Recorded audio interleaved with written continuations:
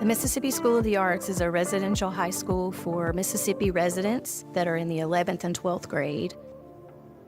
We're the only arts residential high school in the state. We have dance, creative writing, which we call literary. We have filmmaking, which we call media arts, theater, visual art, and vocal music. It's an opportunity for creatives to be surrounded by other creatives and nurtured in their art. To be in that environment, to be, just seems to make students who are creative by nature just blossom. The students come in, and when you give them something that is powerful for them and exciting for them, then we usually see academic pursuits increase as well. Our ACT score is one of the top 3 in the state. We have a 100% graduation rate. Between 80 and 85% of the seniors that are graduating receive scholarships to go to college. The experience has been transformative for my daughter. Her ACT score has risen. Her leadership skills have blossomed. It's been the evolution of every aspect of her being. To audition for us and to apply is in the 10th grade year for any Mississippi resident. They'll apply and submit a transcript. And then they start in their 11th and 12th grade years. It's a 2-year program of study, and when the students leave here, they are well ahead of their peers in college as well as any arts programs. I'm a parent who I wanted to prepare my students for what was ahead. MSA is a huge baby step, if you will, in terms of the opportunity to be in a residential setting similar to a college. The school talks very heavily in terms of what they offer for both security and safety while students are here on campus. For me, I was all in. It's really important to us that our students feel like they are part of a family here. And so we have a really rich experience for the students when they're here, not only on our campus, but off campus as well. I would encourage parents to think about the growth of their child and what's best in their interest. It could not, for us, have been a better place to start. We really want MSA not to be the peak of their life. We want it to be the beginning of a major journey that they're going to be successful and find happiness and fulfillment in.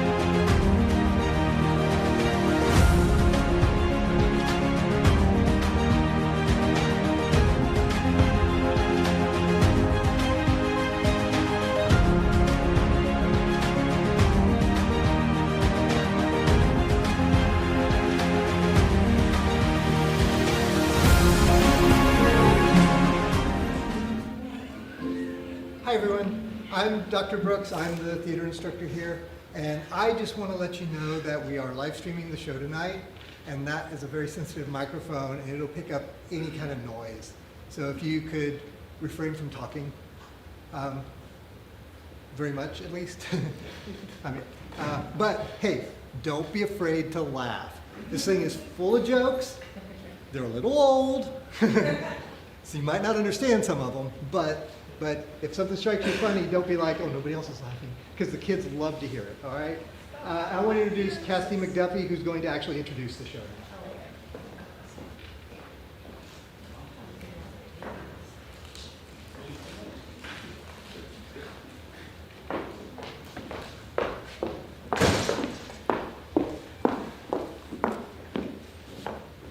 Good evening, and welcome to MSA's Theater Department's production of The School for Scandal.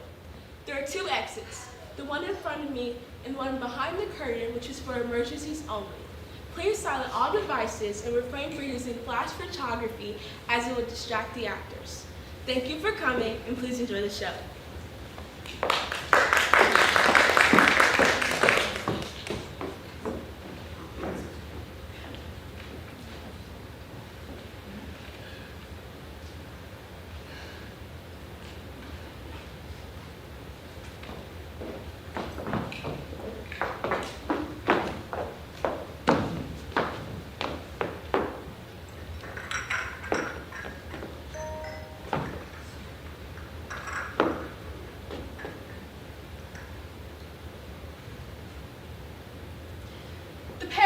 You say, Miss Snake, were all inserted?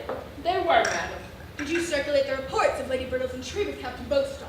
That is as fine as a train your ladyship could wish. I think it shall reach Miss Clackett's ears within 4 and 20 hours. And then, you know, business is as good as done. Why, truly, Miss Clackett does have a very pretty talent.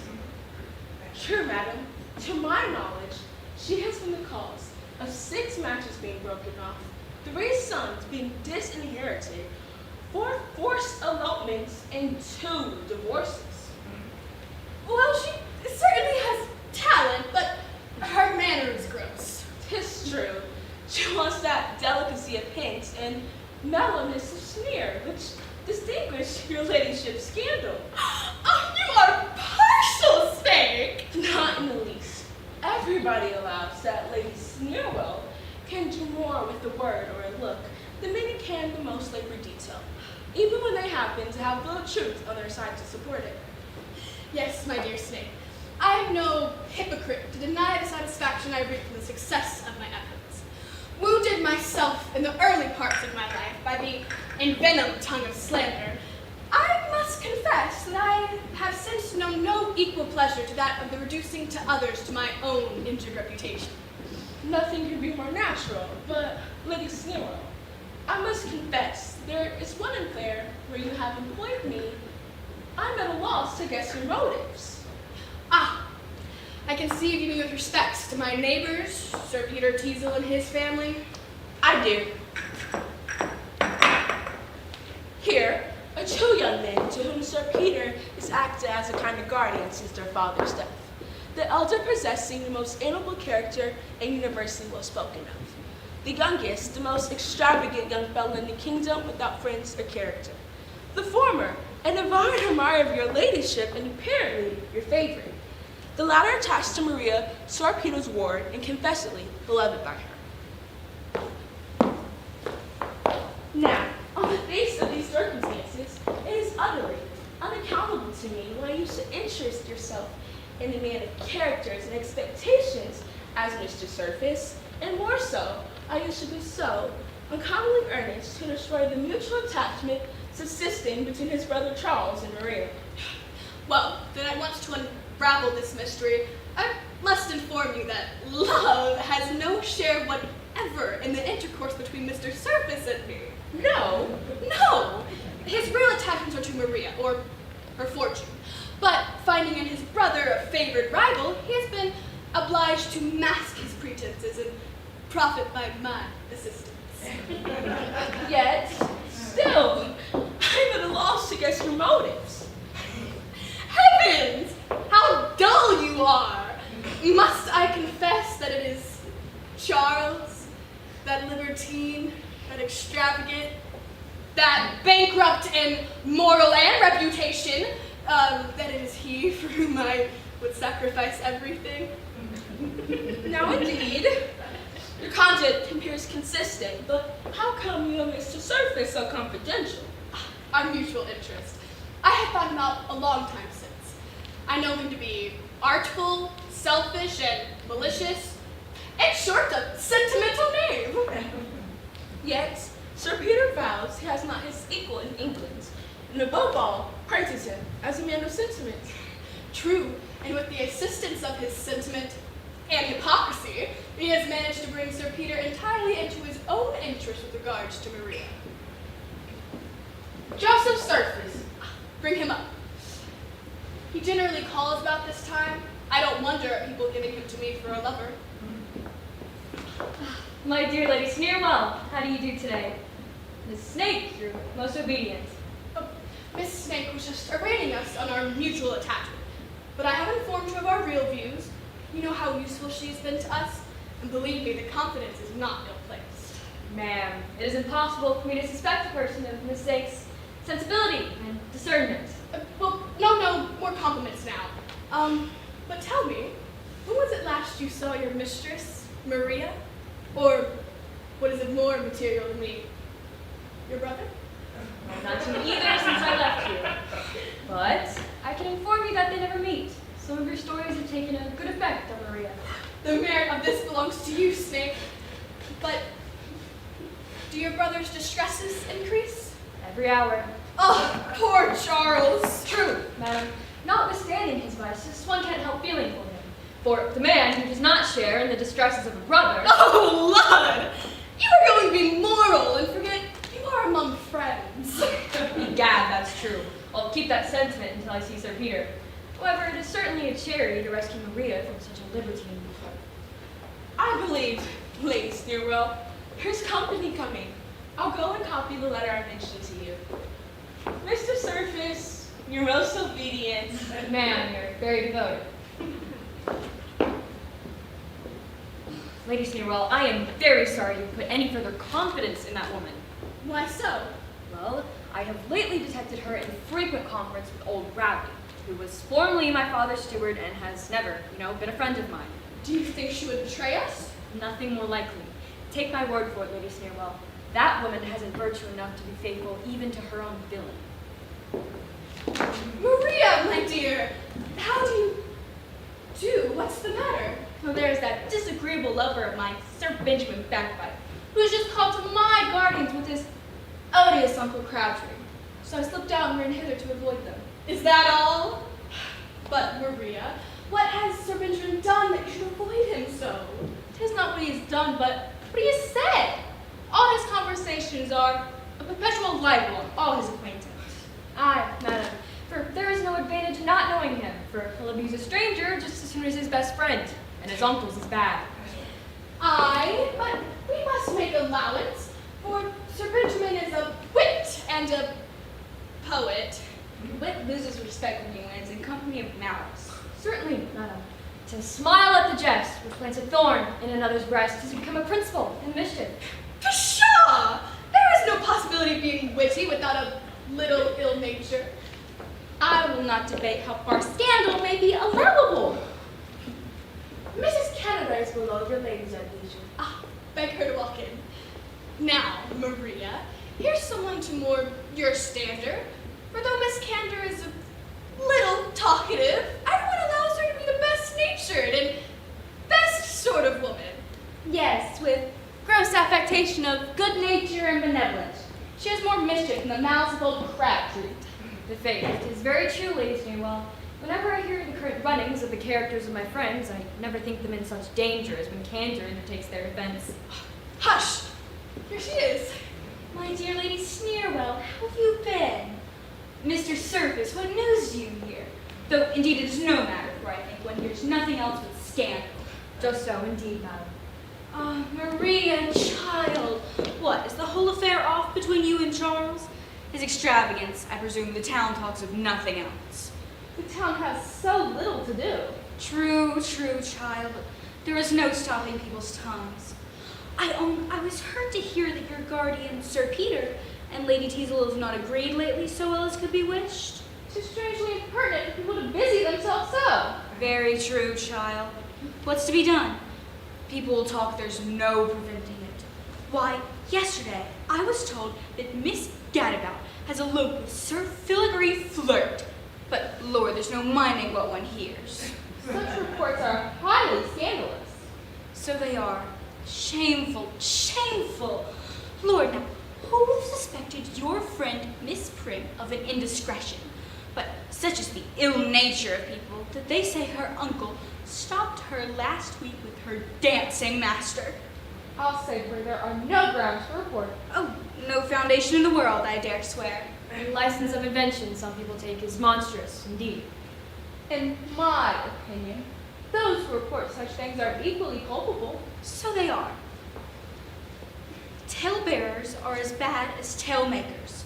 But what's to be done? As I said before, how will you prevent people from talking? Why, today, Miss Clackett assured me that Mr. and Mrs. Honeymoon were at last become mere man and wife, like the rest of their acquaintances. And at the same time, Miss Tattle, who was by, affirmed that Lord Buffalo found this lady at a house of no extraordinary fame, and that Sir Henry Bouquet and Tom Saunter were to measure swords on a similar provocation. But do you think I would report these things? No, no. Talebearers, as I said before, are just as bad as tale makers. Ah, Mrs. Candor, if everybody had your forbearance and good nature. I confess, Mr. Surface, I cannot bear to hear people attacked behind their backs. By the by, I hope it is not true that your brother is absolutely ruined. I'm afraid his circumstances are very bad indeed, ma'am. I heard so, but you must tell him to keep up his spirits, as everyone almost is in the same way. Lord Spindle, Sir Thomas Splint, Captain Quinns, and Mr. Nickett. So if Charles is undone, he'll find half his acquaintances ruined too. And that, you know, is a consolation. Doubtless, ma'am, a very great one. Mr. Crabtree and Sir Benjamin Backbite. So you see, Maria, your lover pursues you. Lady Sneerwell, I kiss your hands. Mrs. Candor, I don't believe you've been acquainted with my nephew, Sir Benjamin Backbite. Egad, ma'am, he is a pretty wit and is a pretty poet too. Isn't that right, Lady Sneerwell? Why, uncle? Nay, egad, I'll back him against the best rhymer in the kingdom. Has your ladyship heard the epigram he wrote last week on Lady Frizzle's feather catching fire? Do, Benjamin, repeat it. Uncle, now, prithee. In faith, ma'am, 'twould surprise you to see how ready he is at these things. I do wonder. You never publish anything. To say truth, ma'am, 'tis very vulgar to print. These little productions are mostly lampoons and satires on particular people. I find they circulate more when copies are given confidence to friends of the particular people. However, I do have some love elegies which, when favored with this lady's smiles, I mean to get to the public. For heaven, ma'am, they'll immortalize you. You'll be handed down to prosperity. Yes, madam. I think you will like them. They will be the most elegant things of their kind. But, ladies, have you heard the news? What, sir? Do you mean the report? No, that's not it. Miss Nicely is to be married to her own footman. Impossible. Ask Sir Benjamin. Yes, ma'am. Everything is fixed. Yes, and they do say there were pressing reasons for it. Why, I have heard some of this before. It can't be. And to think anyone should believe such a story of so prudent a lady as Miss Nicely. Oh, Lord, ma'am. That's the reason 'twas believed at once. She has always been so cautious and so reserved that everyone believed there was some reason for it. To be sure, a tale of scandal can be as fatal to the credit of a prudent lady as a fever is to those generally of the strongest constitutions.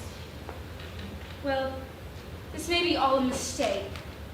You know, Sir Benjamin, very trifling circumstances often can give rise to most injurious tales.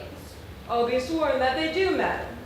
Did you ever hear how Miss Letitia Piper came to lose her liver and her character last summer at Tunbridge? Sir Benjamin, you remember it? Only be sure the most whimsical circumstance. Which Pray. just do tell. Why, it was one evening at Mrs. Ponto's when the conversation happened to turn on the difficulty of breeding Nova Scotia sheep in this country. Says the young lady, I have no instances of it, for Miss Letitia Piper, a first cousin of mine, had a Nova Scotia sheep that produced her twins. What? Cried the old dowager Lady Dundizzy, who you know is as deaf as a post. As Miss Piper had twins. This mistake, as you may imagine, threw the whole company into a fit of laughter. However, 'twas the next morning reported, and soon believed by the whole town, that Miss Letitia Piper had actually been brought to bed of a fine boy and a girl. And in less than a week, there were people that could name the father in the farmhouse where the babies were put out to nurse. Strange indeed. Matter of fact, I assure you. Oh, blood, Mr. Surface. Is it true that your Aunt Olivia is coming home? Not that I know of, indeed, sir. She's been in the East Indies for a long time. You can scarcely remember her, I believe. Sad comfort whenever she returns to hear how your brother has gone on. Charles has been imprudent, sir, to be sure. But I hope no busy people have already prejudiced Aunt Olivia against him. He may reform. To be sure, he may. For my part, I never believed him to be so utterly void of principle. And though he has lost all his friends, I am told nobody is better spoken of by the money-lenders. That's true egad, nephew. If the creditors were warred, I believe Charles would be an alderman.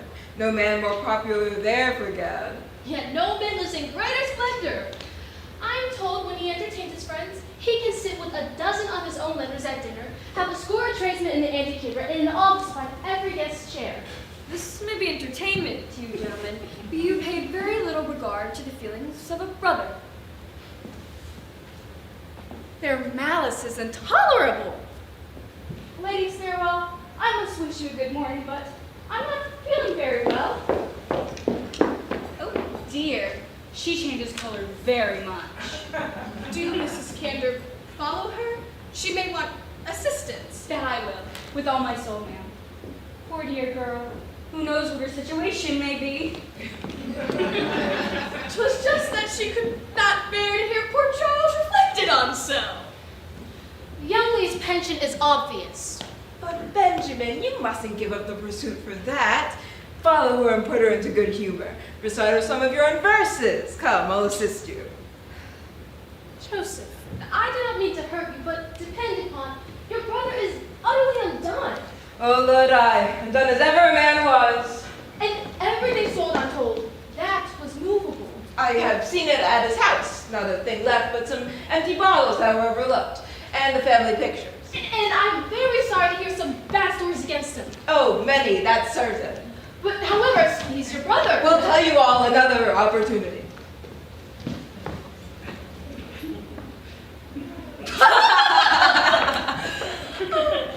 Tis very hard for them to leave a subject they have not quite run down.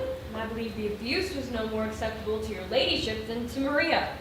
Yes, I imagine her affections are farther along than we had thought, but there'll be a time to observe farther. For now I shall go and plot mischief, and you shall study sentiments.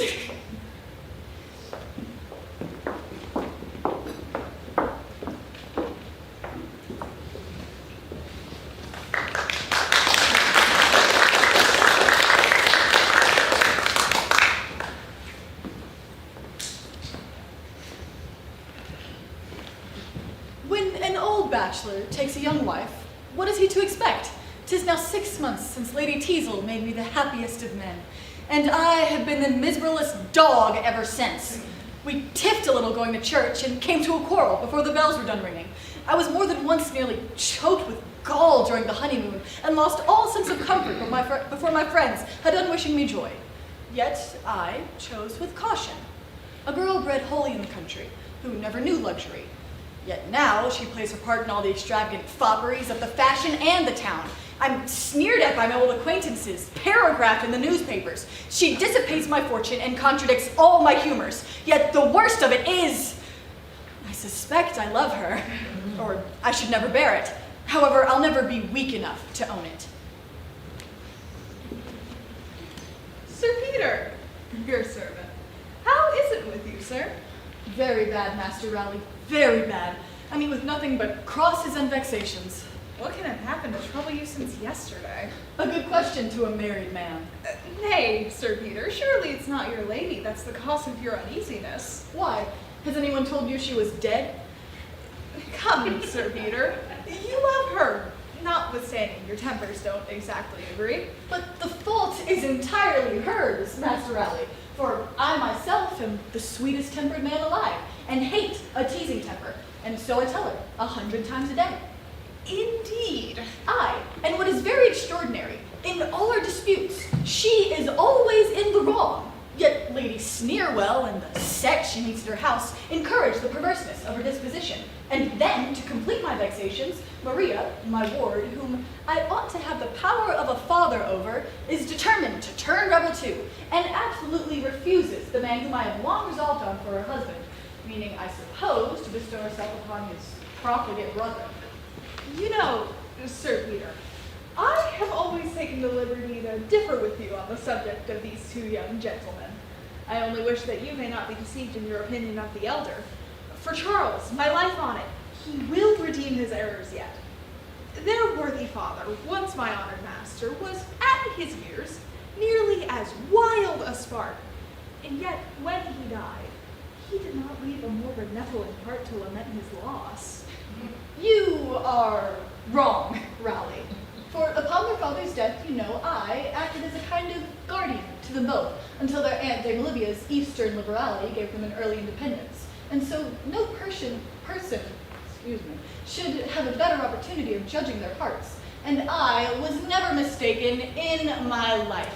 Joseph is indeed a model for the young men of the age. He is a man of sentiment, and acts up to the sentiments he professes, while the other, take my word for it, if he had any grains of virtue by descent, he has dissipated them along with his inheritance. My old friend Dame Olivia will be deeply mortified when she finds how part of her bounty has been misapplied. I'm sorry to find you so violent against the young man, because this may be the most critical period of his fortune. I came hither with news that will surprise you. What? Let me hear. Dame Olivia is arrived, and at this moment, in town. How? You astonish me. I thought you did not expect her this month. I did not, but her passage has been remarkably quick. Egad! I shall rejoice to see my old friend. 'Tis 16 years since we met. But does she still enjoin us not to inform her nephews of her arrival? Most strictly. She means, before it is known, to make some trial of their dispositions. She shall have her way. But pray, does she know that I am married? Yes, and will soon wish you joy. Ah, Olivia will laugh at me. We used to rail at matrimony together, but she has remained steady to her text. But Rowley, don't drop a word that Lady Teasel and I ever disagree. By no means. For I should never be able to stand Libby's jokes. Oh, Master Rowley, when an old bachelor takes a young wife, he deserves... No, the crime carries the punishment along with it.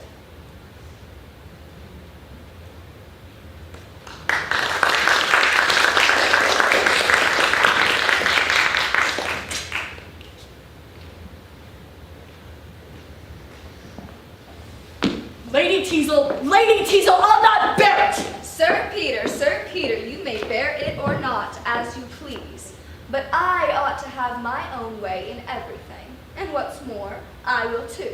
What? Though I were educated in the country, I know that women of fashion in London are accountable to no one after they are married. Very well, madam, very well. So a husband is to have no influence, no authority? Authority? No, to be sure. If you wanted authority over me, you should have adopted me, not married me. I'm sure you were old enough. Old enough? Aye, there it is. Well, Lady Teasel, though I may be made unhappy by your temper, I'll not be ruined by your extravagance. Extravagance? No, to be sure, I am no more extravagant than a woman of fashion ought to be. No, no, madam, you shall throw away no more sums on such unmeaning luxury. Life, to spend as much to furnish your dressing room with flowers in winter as would suffice to turn the Pantheon into a greenhouse. But, Sir Peter, am I to blame because flowers are dear in cold weather? You should find fault with the climate and not with me. Oons, madam, but you forget what your situation was when you married me. Oh, no, I don't. It was a very disagreeable one, or I never should have married you. Yes, yes, madam. You were then in a somewhat humbler style. Recollect, Lady Teasel, when I saw you first, standing in a pretty figured linen gown, a bunch of keys by your side, your hair combed smooth over a roll. Yes, and what an curious life I led.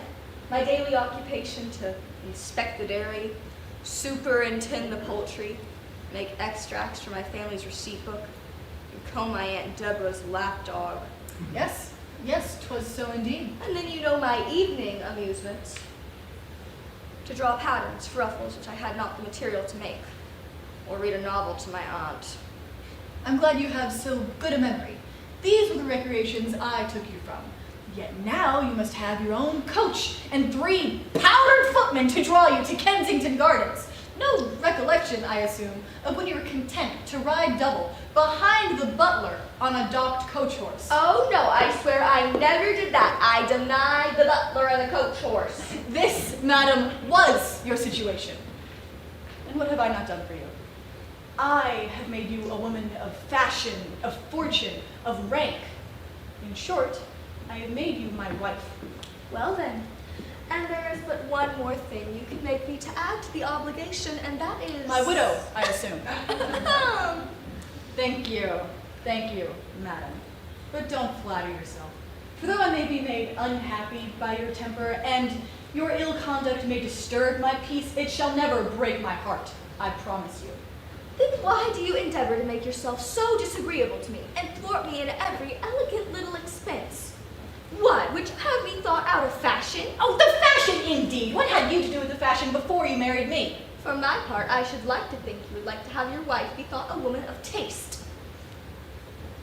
But now, Sir Peter, if we have finished our daily jangle, I please presume I may go to my engagement at Lady Sneerwell's. Aye, a charming set of acquaintance you've made there. Nay, Sir Peter, they are people of rank and fortune, and remarkably tenacious of reputation. Yes, egad, they are tenacious of reputation, with a vengeance, for they don't choose anyone should have a character but themselves. Such a crew, those utterers of forged tales, coiners of scandal, and clippers of reputation.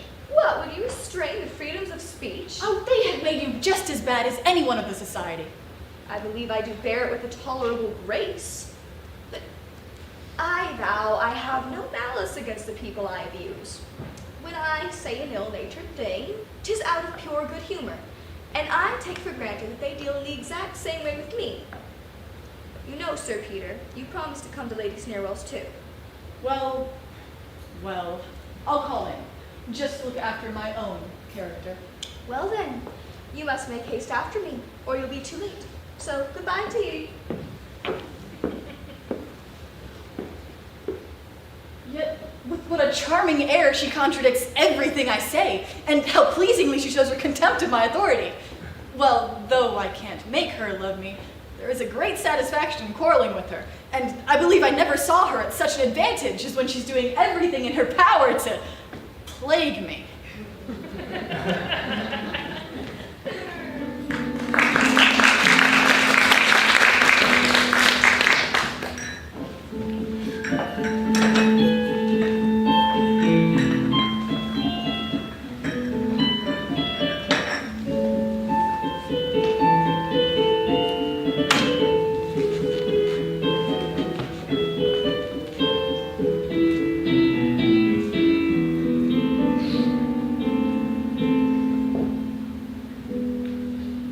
Nay, positively we will hear. Yes, the epigram by all means.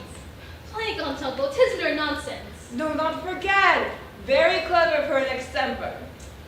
Ladies, you show that one day last week, as Lady Betty Kirkle was in Hyde Park, she desired me to write some verses on her ponies, upon which I took out my pocketbook and in one moment produced the following.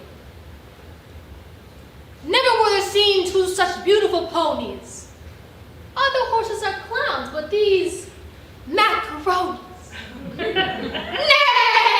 To give this title, I'm sure isn't wrong, for their legs are so slim, and their tails are so long. Oh, there, ladies, and the smack of a whip, and on horseback, too. Oh, trifles. I must have a copy. Lady Teasel, will Sir Peter be joining us? I believe he'll wait on your ladyship presently. Maria, my dear, you look grave. Here, come sit down to cards with your surface. I take very little pleasure in cards. However, I will do as your ladyship pleases.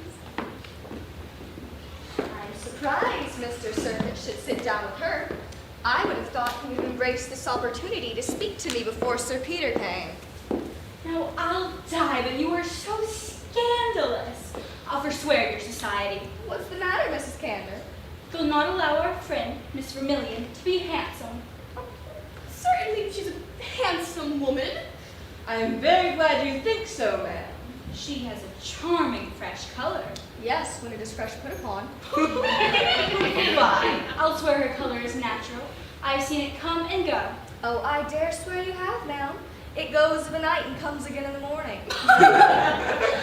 Now I hate to hear you talk so, but surely now, her sister is or was very handsome. Who? Mrs. Evergreen. Oh, Lord, she's 6 and 50 or she's an hour. Now, positively you wrong her. 52 or 53 is the utmost, and I don't think she looks more. You're no judging by her looks, unless one could see her face. Well, if Mrs. Evergreen does take some pains to repair the rouge in time, you must allow she had fixed it with great ingenuity. And certainly that's better than a careless manner in which the widow Ochre cocks her wrinkles. Oh, nay, now, Lady Snowball, you are severe upon the widow. Come, it is not that she paints so ill, but when she finishes her face, she knows it done so badly to her neck that she looks like a mended statue, in which the connoisseur may say unless the face is modern, though the trump's antique.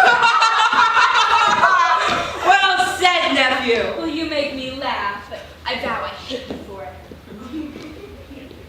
What do you think of Miss Simper? She has very pretty teeth. Yes, and when she is neither speaking nor laughing, she never absolutely shuts her mouth, but always leaves it on ajar, as it were. How can you be so ill-natured? Oh, nay, I allow even that's better than the pains Mrs. Prynne takes to conceal her losses up front. She draws her mouth till it positively resembles the aperture of a poor box, and all her words seem to slip out edgeways. Oh, but here comes Sir Peter for our pleasantry. Ladies, your most obedient. Mercy on me, here's the whole set. A character did it every word, I suppose. I'm rejoiced you are come, Sir Peter. They have been so censorious, they will allow good qualities to nobody. Not even good nature to our friend Mrs. Percy. What, that fat dowager who was at Mrs. Caudle's last night? Nay, her bulk is her misfortune, and when she takes such pains to get rid of it, you ought not to reflect on her. 'Tis very true indeed. Oh, yes, I know. She almost lives on acid in small way, laces herself by pulleys, and often, in the hottest noon of summer, you may see her on a little squat pony with her hair plaited up behind her like a drummer, puffing the rattle of the rain on a full trot. I thank you, Lady Teasel, for defending her. Yes, a good defense, truly. But Sir Benjamin is as censorious as Miss Sallow. Yes, and she's a curious being to tend to be censorious and awkward gawky without any one good point under heaven. Positively, you shall not be so very severe. Miss Sallow is a relation of mine, by marriage, and as for her person, great allowance is to be made for. You know, a woman labors under many disadvantages who tries to pass for a girl at 6 and 30. Well, surely she's pretty still. True, and as for her manner, I think it is particularly graceful, considering she never had the least education. For you know, her mother is a French milliner, and her father a sugar baker at Bristol. Ah, you are too good-natured. Yes, damn good-natured. This, their own relation. Go, you couple of provoking toads! Madam, true wit is more nearly allied to good nature than your ladyship is aware of. Very true, Sir Peter. I believe they are so near akin that they may never be united. Or suppose, madam, rather than man and wife, because one so seldom sees them together. Yes, but Sir Peter is such an enemy to scandal, I believe he would have it put down by Parliament. For heaven, madam. For if they were to pass this act for the preservation of fame, I believe many would thank them for the bill. Oh, Lord! Sir Peter, you would not deprive us of our privileges. Oh yes, madam, for then no person should be permitted to kill characters or run down reputation, but qualified old maids and disappointed widows. Go, you monster! Surely you would not be quite so severe on those who report what they hear? Indeed, madam, I would have law merchant for them, too. Well, for my part, I do believe there never was a scandalous tale without some foundation. Come, shall we sit down to cards in the next room? I'll be with them directly. Sir Peter, you are not leaving us?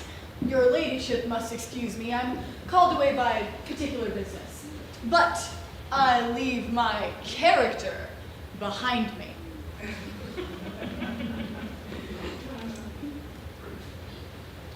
Well, Lady Teasel, that lord of yours is a strange being. I could tell you some stories of him that would make you laugh heartily if he wasn't your husband. Oh, come, don't mind that now. Do, let's hear them.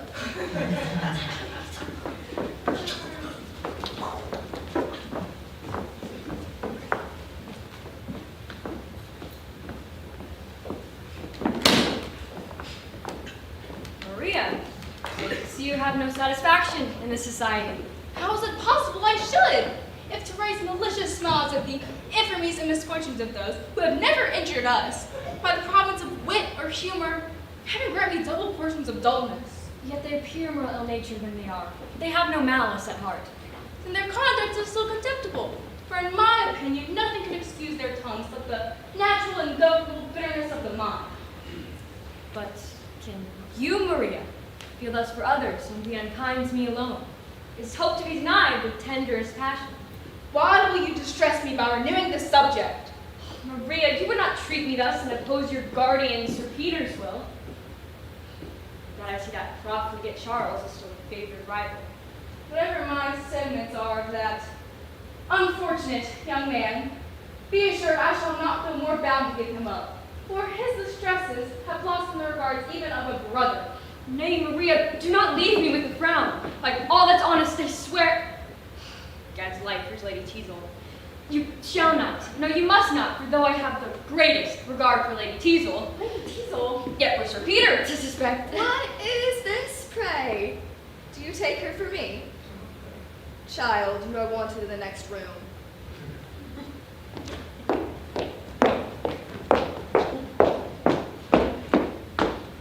What is all this, pray? Oh, most unlucky circumstance in nature. Maria has somehow suspected the tender concern I have for your happiness and threatened to acquaint Sir Peter with her suspicions, and I was just endeavoring to reason with her when you came. Indeed, but you seem to adopt a very tender mode of reasoning. Do you usually argue on your knees? Oh, she's a child. And I thought a little bombast. But, Lady Teasel, when are you going to give me your judgment on my library, as you promised? Oh, no, go. I begin to think it imprudent. You know I admit you as a lover no further than fashion requires. Certainly, one must not be out of fashion. However, I have so many of my country prejudices left that though Sir Peter's ill humor may vex me ever so, it never shall provoke me to... The only revenge in your power. Well, I applaud your moderation. Go, you are an insinuating wretch. But we shall be missed. Come, let us join the company. But we had best not return together. Well, don't stay, for Maria shan't come to hear any more of your reasonings, I promise you. A curious dilemma. Truly, my politics have run me into.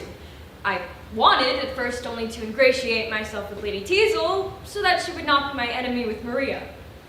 And I have, don't know how, become her serious lover. Sincerely, I begin to wish I had never made such a point of gaining so very good a character. For it has brought me into so many cursed rogueries that I suspect I shall be exposed at last.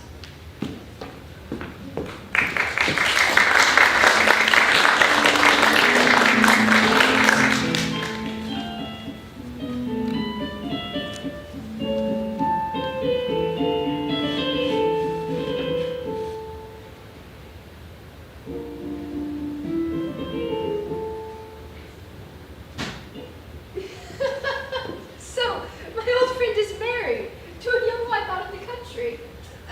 That's not rallying him on the subject. 'Tis a tender point, I assure you. Though he has been married only 7 months? Well, then he has a little over half a year to sit on the stool of repentance. Poor Peter. But you say he's entirely given up Charles and never sees him?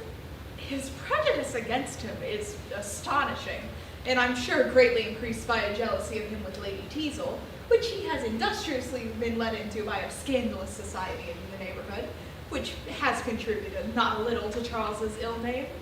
Whereas the truth is, I believe, if the lady is partial to either of them, his brother is the favorite. I know there to be a set of malicious, prating, prudent gossips, both male and female, who murder characters to kill time and would rob a young fellow of his name before he has the years to know the worth of it. But I will not be prejudiced against my nephew by such. No.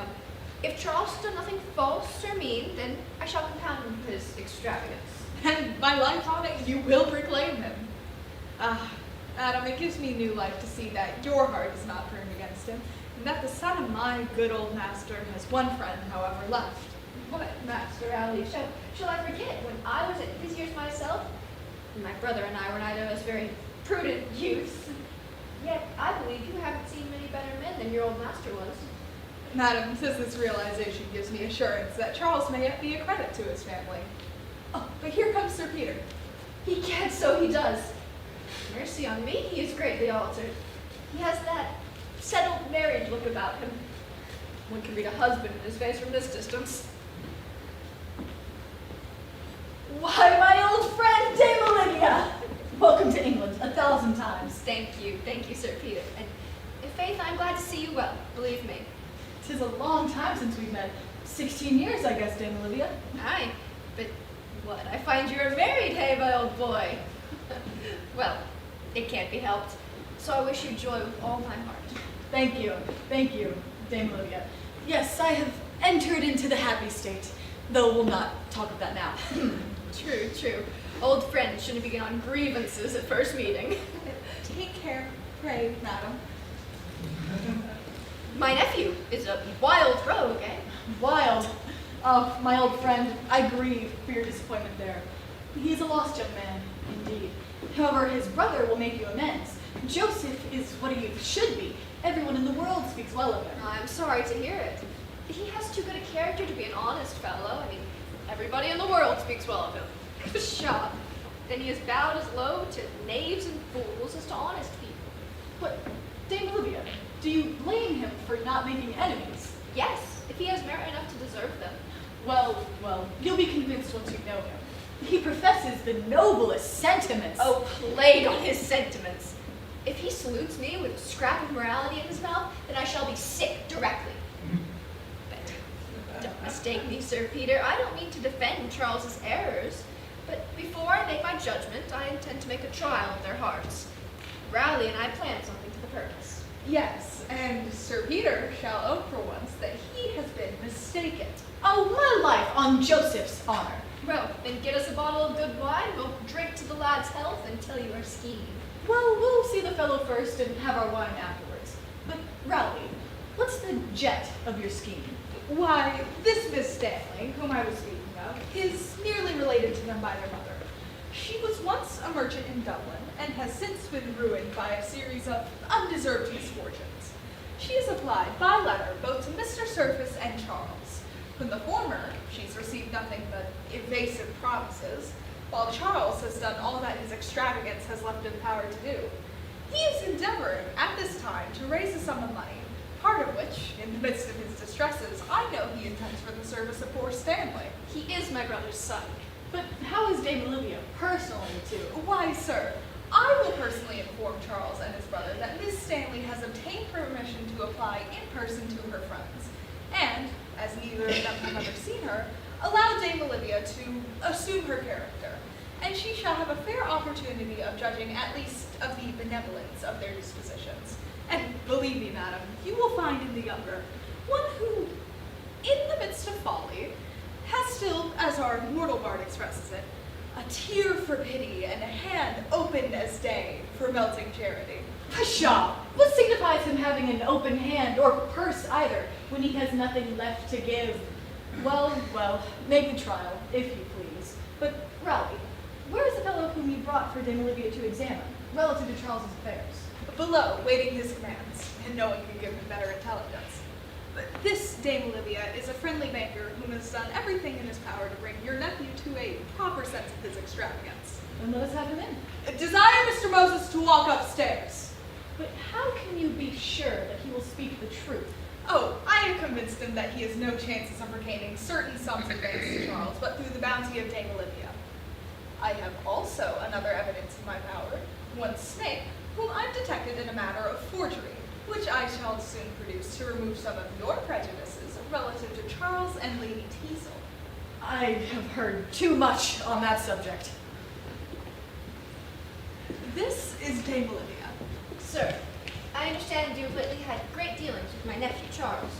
Yes, Dame Olivia. I have done all I could for him, but he was ruined before he came to me for assistance. Unfortunate indeed.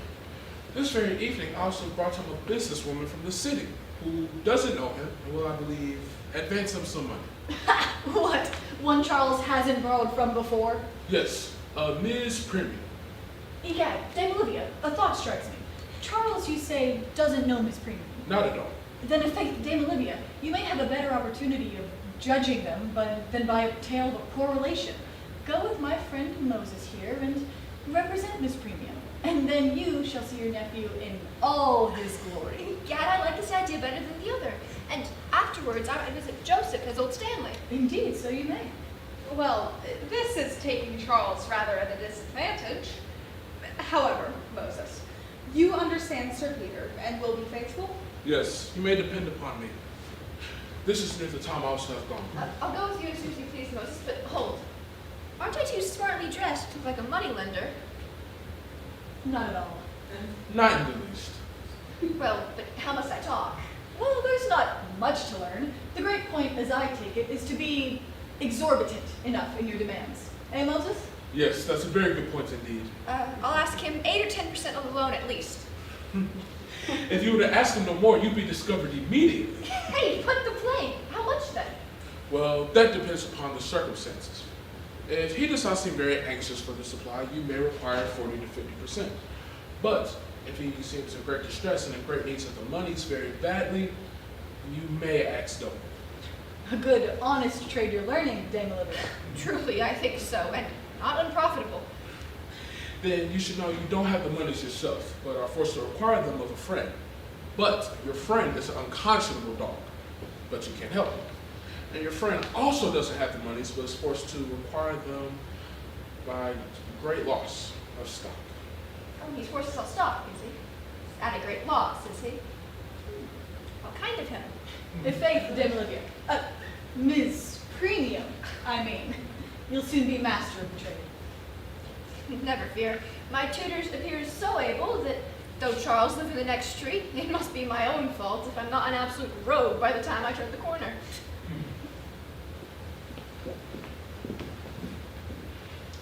Now, I believe Dame Olivia will be convinced. You are partial, Raleigh, and would have prepared Charles for the plot. No, upon my word, Sir Peter. Well, bring in this snake and I'll hear what she has to say directly. I see Maria and wish to talk with her. I should be glad to be convinced that my suspicions of Lady Teasel and Charles were unjust. I have never yet opened my mind on this subject to my friend Joseph. I'm determined I will do it. He will give me his opinion sincerely. So, Maria, has Mr. Surface returned with you? No, sir, he was engaged. Ah. Well, Maria, do you not reflect that the more you converse with that amiable young man, what return his partiality for you deserves? Indeed, Sir Peter, but your frequent importunity of this subject distresses me extremely, and compel me to declare that I know no man who has ever paid me a particular attention whom I prefer is not Mr. Surface. No, no, Maria. 'Tis Charles only whom you would prefer. 'Tis evident his vices and follies have won your heart. This is unkind, sir, for I have obeyed you by neither seeing nor corresponding with him. While my understandings do condemn his vices, my heart suggests pity for his distresses. Well, pity him as much as you please, but give your heart and hand to a worthier object. Never to his brother. Take care, madam. You have never yet known what the authority of a guardian is. Do not compel me to inform you of it. I can only say you shall not have just reason. 'Tis true by my father's will that I, for a short period, am to have you as a substitute, but cease to do so when you compel me to be miserable! Was ever man so cross as I am? Everything conspiring to fret me. I was not involved in matrimony a fortnight before her father, a hale and hearty man, died. On purpose, I believe, for the pleasure of plaguing me with the care of his daughter. But here comes my helpmate.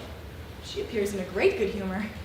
How happy I should be if I could tease her into loving me, though but a little. Lud, Sir Peter, I hope you haven't been quarreling with Maria. It isn't using me well to be ill-humored when I am not by.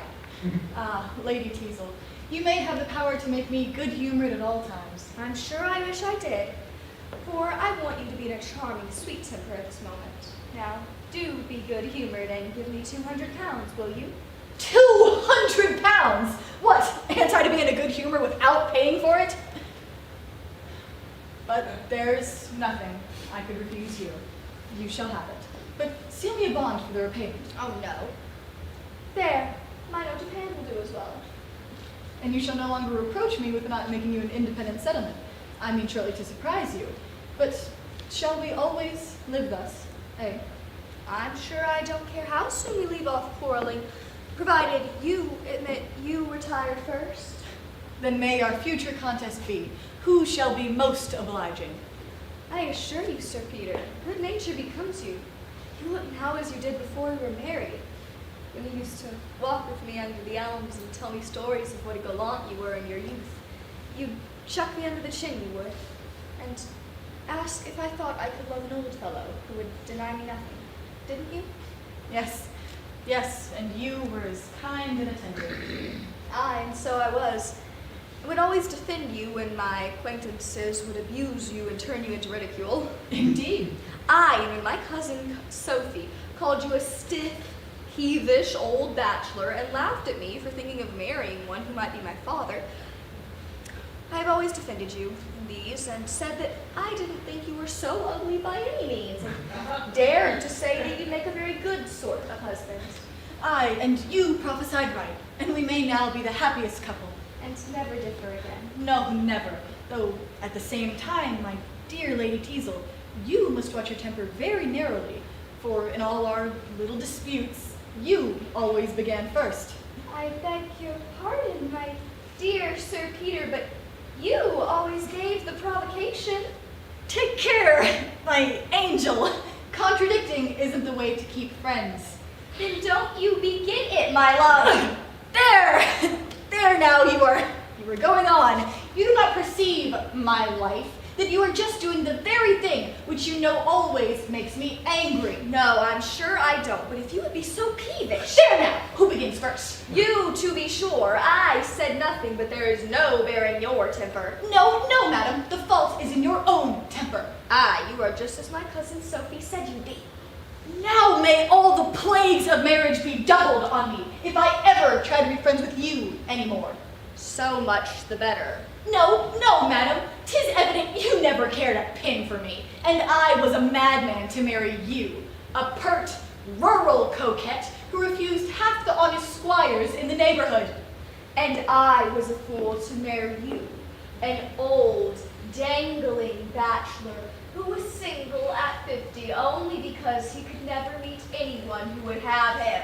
I have done with you, madam. You are an unfeeling, ungrateful... I believe you capable of anything that is bad. Yes, madam, I now believe the reports relative to you and Charles, madam. Take care, Sir Peter. You would do well not to insinuate any such thing. I will not be suspected without cause, I promise you. Very well, madam. Very well. A separate maintenance, as soon as you please. Yes, or a divorce. I'll make an example of myself for all old bachelors. Let us separate, madam. Agreed, agreed. And now, my dear Sir Peter, we are of one mind once more. May be the happiest couple and never differ again, you know. Well, you are going to be in a passion, and I will only interrupt you. So, bye-bye. Plagues and tortures! Can't I make her angry neither? Oh, I am the miserablest fellow, but I'll not bear her presuming to keep her temper. No, she may break my heart, but she shan't keep her temper.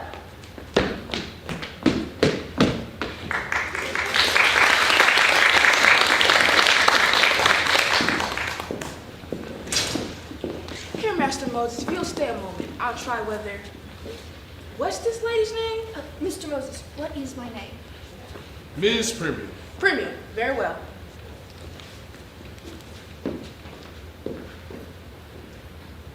To judge by the servants, one would not believe the master was ruined. But what? Sure, this was my brother's house. Yes, Mr. Charles bought it of Mr. Joseph with the furniture, the pictures, and paintings just as the old man left it. Sir Peter thought it a grave piece of extravagance in him. Well, in my mind, the other selling it to him is more reprehensible by half. My master says he cannot meet with you right now. He has company, so you must wait. If he knew who it was wanted to see him, perhaps he would not have sent such a message. Oh, he knows who you are. I didn't forget, little Premium. Oh, no, no, no. Very well. And what might your name be, Miss? Trip. Trip at your service. Well, Mr. Tripp, you have a pleasant sort of place here, I guess? Why, yes. Here 3 or 4 of us count our time agreeably enough, and sometimes our wages get a little in arrear. But apropos, Moses, have you been able to give me that little bill discounted? Wants to raise money, too? Mercy on me. 'Twas not to be done indeed, Mr. Tripp. Well, when my friend Brush endorsed it and put his mark on the back of the bill, I thought 'twas as good as cash. No, 'twouldn't do. Small sum, 20 pounds? Hard key, Moses. Could you get in my way of annuity? Annuity? A footman wants to raise money by way of annuity. But you must insure your place. Oh, with all my heart. I'll insure my place and my life, if you please. It's more than I would your neck. But do you not have anything to deposit? Why, nothing capital my master's wardrobe has dropped lately, but I could give you a mortgage on his winter clothes. Well.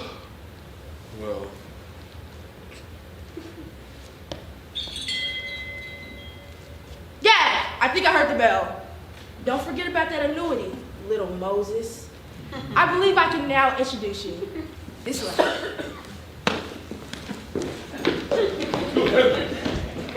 If the man be a shadow of his master, then this is the temple of dissipation indeed.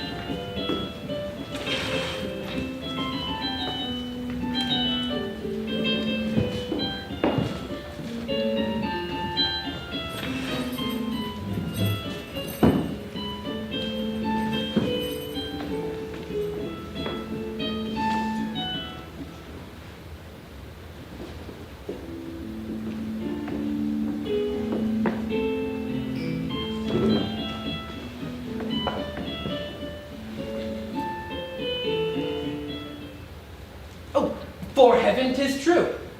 There's the great degeneracy of the age. Many of our acquaintance have wit and spirit and taste, but plague on it, they won't drink.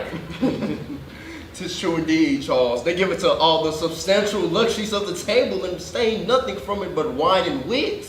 Certainly, society suffers by it, for now their conversation has become just like the spa water they drink, without spirit or flavor. Well, who are they to love play better than one? True, there's Harriet. Dies herself for gaming. Why then she'll have the worst of it. For my part, let me put on a good bottle of champagne and I never lose. At least, I never feel my losses, and that's exactly the same thing. Aye, that I believe. And then, what man can pretend to be a believer in love who himself is an abjurer of wine? 'Tis the test by which a lover knows his own heart. Fill a dozen glasses to a dozen beauties, and the maid that floats at the top is she that hath bewitched you. Now then, Charles, be honest and give us your real favorite. If I do that, you must provide a round of her peers, which is impossible. On earth. You'll find some heathen goddesses. That'll do, I warrant. Here then, bumpers, you rogues, bumpers. Maria! Maria.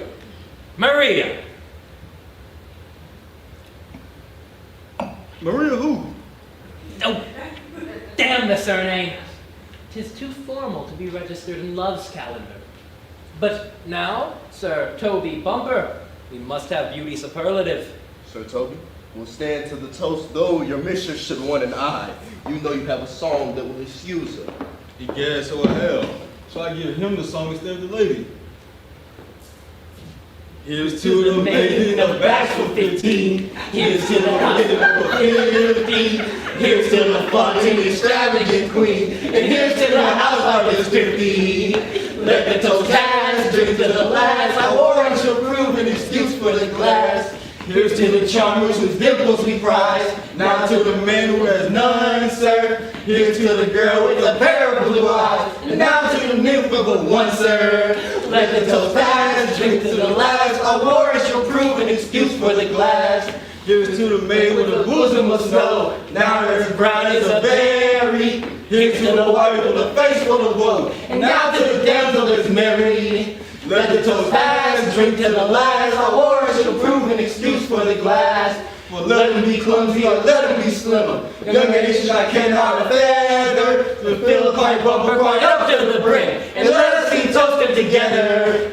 Let the toast pass, drink to the last. Our warrant shall prove an excuse for the glass.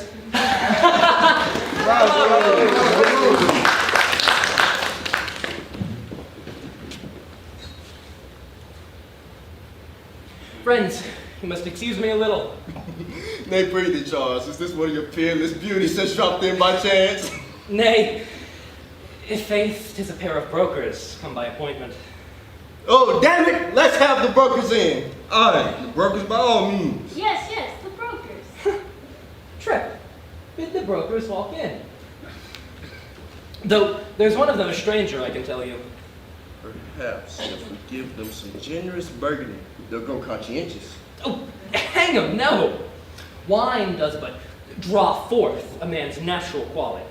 To make them drink would serve only to whet their knavery. Pray, honest Moses, walk in. Ms. Premium. That's the lady's name, isn't it, Moses? Yes, sir. Make room, my friends. Now, Miss Premium, I'll give you a sentiment.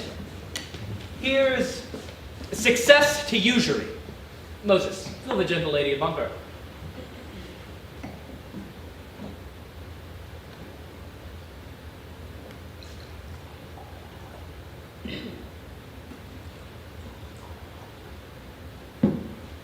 Success to usury. Right. Usury is privilege and industry and deserves to succeed. Then here's to all the success it deserves. No, Miss Premium. You have demurred the toast, and therefore much drinking in a pint bumper. A pint bumper at least. Oh, Purser, consider Miss Premium a gentle lady. And therefore loves good wine. Give Moses a quart glass. I'll see justice done to the last drop of my bottle. Hey, pray, gentlemen, I did not expect this usage. Hang it, Careless. Miss Premium's a stranger. Odd. I would well like to be out of this company. Plague on them then. If they shan't sit with us, they will not sit. If they shan't drink with us, excuse me, that's my pardon. If they shan't drink with us, they will not sit with us. Come, Harriet, the dice are on the next one. Charles, you finish. Join us as we finish your business with these people. I will. But Careless, Well, perhaps I may want you. this is all the same to me. You know I'm always ready. Sir, this is Miss Premium, a gentle lady of the strictest honor and secrecy, and always performs what she undertakes. Miss Premium, this is... Have done. My friend Moses here is a very honest fellow, but he's a little slow at expression. He'll be here a half hour giving us our titles when the plain state of the matter is this. I am an extravagant young man looking for money to borrow. You, I take to be a prudent old lady with money to lend. I am blockhead enough to give you 50% sooner than not have it, and you, I take, are rogue enough to take 100 should I allow you. Thus, you see we are acquainted at once, and may proceed without further ceremony. Oh, exceeding frank upon my word. You are not a man of many compliments. No, ma'am. Plain dealing in business, I think best. Sir, I like you the better for it. Though, you are mistaken in one thing. I have no money to lend. Although, I could procure some of a friend, but then again, he's an unconscionable dog, isn't he, Moses? And he must sell stock to accommodate you, mustn't he, Moses? These are trifles, Miss Premium. What? I know money isn't to be bought without paying for it. True, but what security could you offer me? You have no land, I suppose. Not a molehill nor a twig. Nor any stock, I presume. Nothing but livestock, and that's just a few pointers and ponies. Pray, Miss Premium, are you at all acquainted with any of my connections? Why, to say truth, I am. Then you should know that I have a devilish rich aunt in the East Indies, one Dame Olivia Surface, from whom I have the greatest expectations. That you have a wealthy aunt, I have heard, but how your expectations will turn out is more, I believe, than you can tell. Nay, there can be no doubt. They tell me I'm a prodigious favorite, that she talks of leaving me everything. Really? It's the first I've heard of it. Moses knows 'tis true. Don't you, Moses? Oh, yes, indeed. He can't. They'll presently convince me I'm a Bengal. Now, I propose, Miss Premium, if it's agreeable to you, a sort of post-obit on Dame Olivia's life. Though, at the same time, the old lady has been so generous to me that I give you my word I should be very sorry to hear that anything had happened to her. No more than I should, I assure you. But the bond you mentioned just happens to be the worst security you could offer me. Or, well, I might live to 100 and never recover the principal. Oh, you know you would. The moment Dame Olivia dies, you'd swoop in on me for the money. What? Are you afraid Dame Olivia is too good a life? No, I do not. But I heard that she is as hale and healthy as any woman of her years in Christendom. Nay, there again you were mistaken. No, the climate has hurt her considerably. Poor Dame Olivia, she breaks a pace, so I'm told, and so much altered lately that even her nearest relations don't know her. So much altered that her nearest relations don't know her. That's droll. You're very glad to hear that, little premium. No, I am not. But I have heard that Dame Olivia is coming over. Nay, some say she's already arrived. Oh, pshaw! I'm sure I should know better than you whether or not Dame Olivia has arrived. And she is at this moment in Calcutta, isn't she, Moses? Oh, yes, most certainly. As you say, sir, you must know better than I. Though I have it from pretty good authority. Haven't I, Moses? Oh, yes, most undoubtedly. But as I understand it, you want a few hundreds immediately. Is there nothing you would give up? How do you mean? Well, I have heard copy of Old Massey plays. Oh, Lord, that's gone long ago. Moses can tell you how better than I can. Good lack, all the family race cups and the corporation bowls. It was also said that his library was one of the most valuable and complete. Yes, yes, so it was vastly too much so for a private gentleman. For my part, I was always of a communicative disposition, so I thought it a shame to keep so much knowledge to myself. Learning that had run in the family like an heirloom. So nothing of the family property left, I suppose. Not unless you have a mind to the family pictures.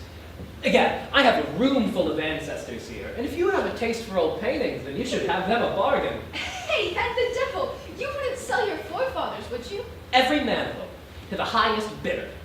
Now I give him up. Hey, what the plague? Do you take me for Shylock in the play, that you would raise money of me of your own flesh and blood? Don't be angry, my little broker. What need you care, so long as you have your money's worth? I'll be the purchaser. I'll never forgive him this. Never. Come, Charles, what keeps you? Nay, if faith I can't come yet. We're going to have a little sale here. Here's little premium is going to buy all my ancestors. Oh, burn your ancestors. No, she may do that after, if she pleases. Come, Careless, we may want you. Egad, you shall be auctioneer. I can handle a hammer as well as a dice box. Profligates. Come, Moses, you shall serve as appraiser. Yeah, it's life, little premium. You don't seem to like the business. Oh, no, I do. Vastly, I do.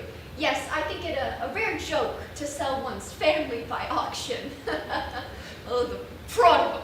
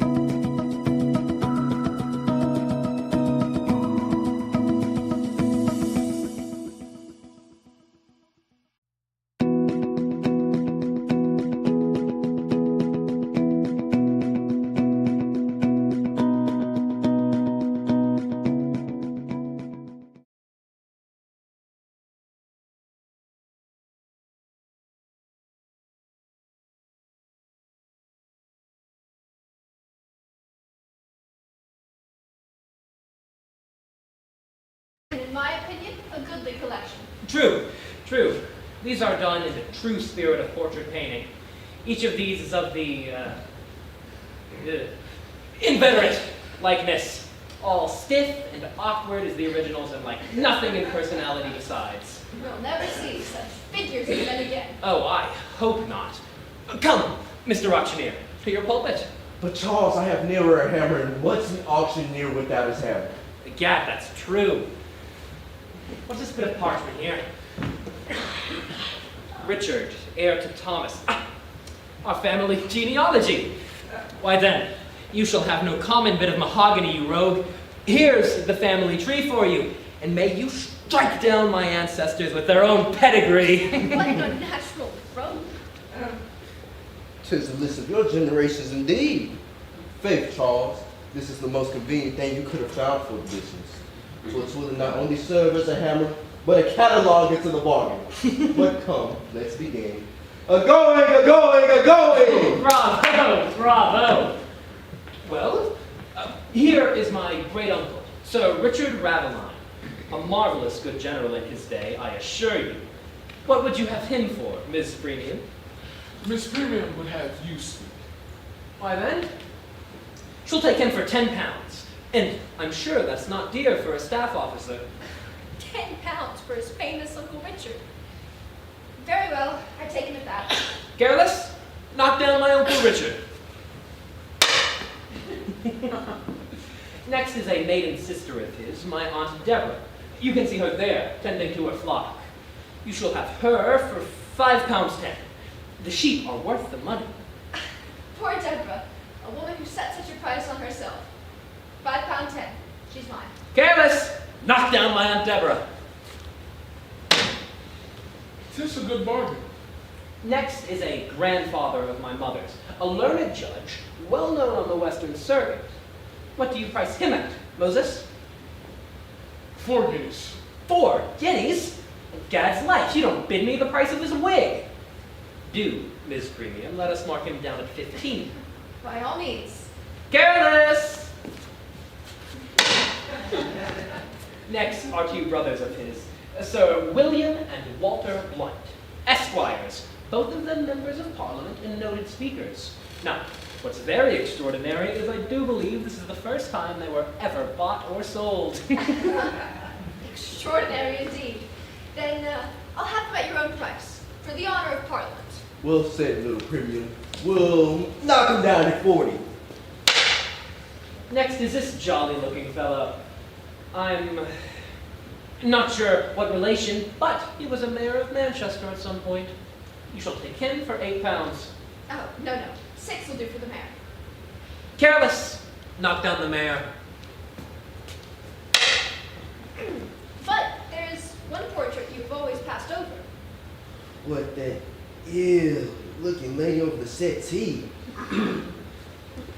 Yes, sir, I mean that one, though I don't think her so ill-looking by any means. 'Tis my Aunt Olivia. It was done before she went to India.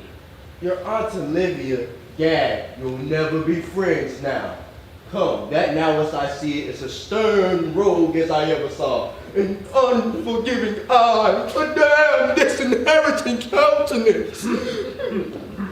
Don't you think so, little Premium? No, sir, I do not. I think it an honest-looking a face as any in the room, dead or alive. But I take it that your aunt goes with the rest of the lumber. Hey, no. The old lady has been very good to me, and egad, I shall keep Livy's picture while I have a room to hang it in. Rogue is my nephew after all. But, sir, I have taken a liking to that picture. Zoons, ma'am, don't you have enough? But when I take a whim in my head, I don't value money. I'll give you as much for that one as for all of the rest. I say no, and that's an end on it. How like his father the dog is. Very well, I have done. Here's a draft for your son.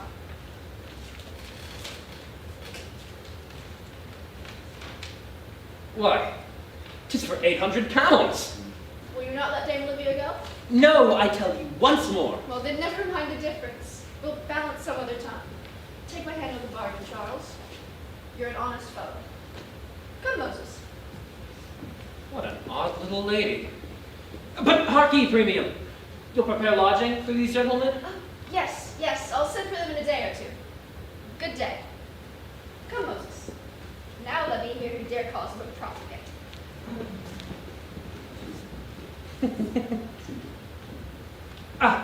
Here's Rowley. Do, careless, say I'll join the party in a moment. But don't let that old blockhead talk you into squandering that money or old musty debts and such. Never fear, never fear.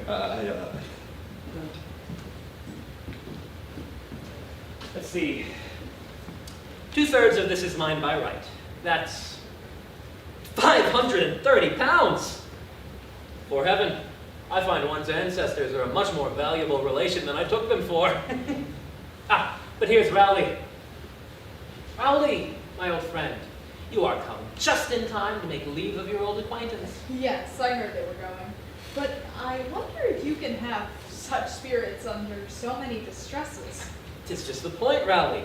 My distresses are so many that I cannot afford to part with my spirits. Now, I'm sure you are surprised that I am not more sorrowful at parting with so many near relations. And, well, true, 'tis very affecting. Rot 'em! They never move a muscle, so why should I? There's no making you serious a moment.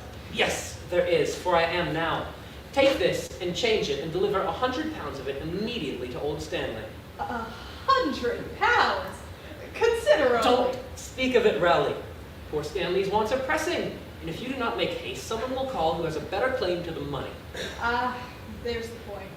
You know, I never will cease dunning you with the old proverb. Oh, be just before you're generous. Why, so I would if I could. But hark ye, Rowley, while I have, by heaven, I'll give.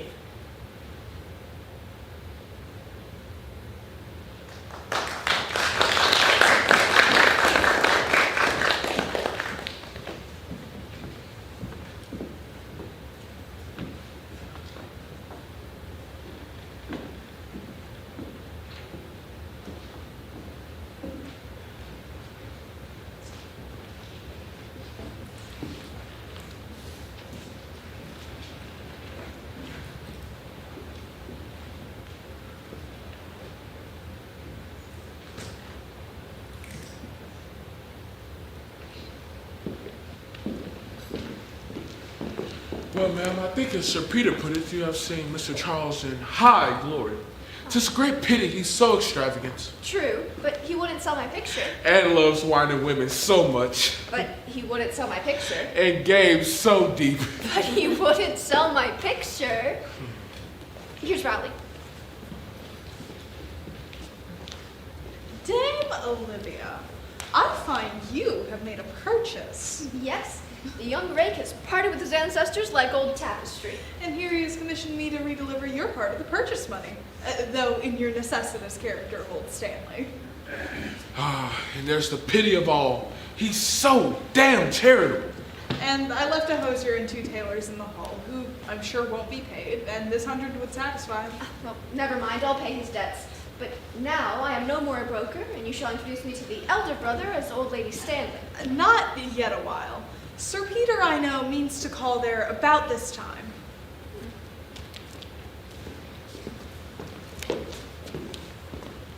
Excuse me for not showing you out.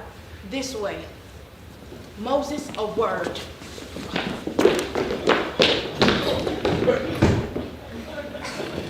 There's a fellow for you. Would you believe that puppy intercepted the bank on our coming and was trying to raise money before he got to his master? Indeed. The 2 of them are now planning an annuity business. Master Rowley, in my days, servants were content.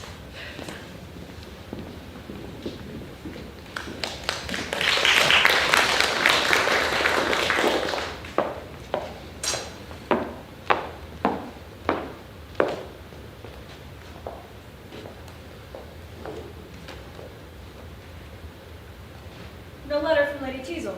No, sir. I'm surprised she hasn't sent. She's prevented from coming. Sir Peter certainly does not suspect me. Yet I wish I may not lose the heiress whose scrape I've drawn with the wife. However, Charles's imprudence and bad character are great points in my favor. Sir, I believe that must be Lady Teasel. Hold. See whether it is or not before you go to the door. I have a particular message for you if it should be my brother.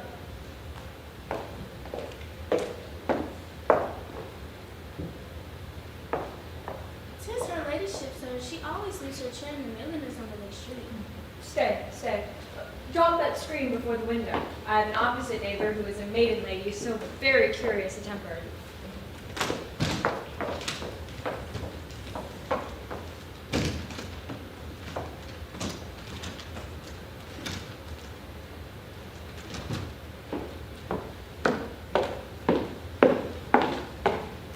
I have a difficult hand to play in this affair. Lady Teasel has recently suspected my views on Maria, but she must by no means be let into that secret. At least, not until I have her more in my power. What sentiment and soliloquy? Have you been very impatient now?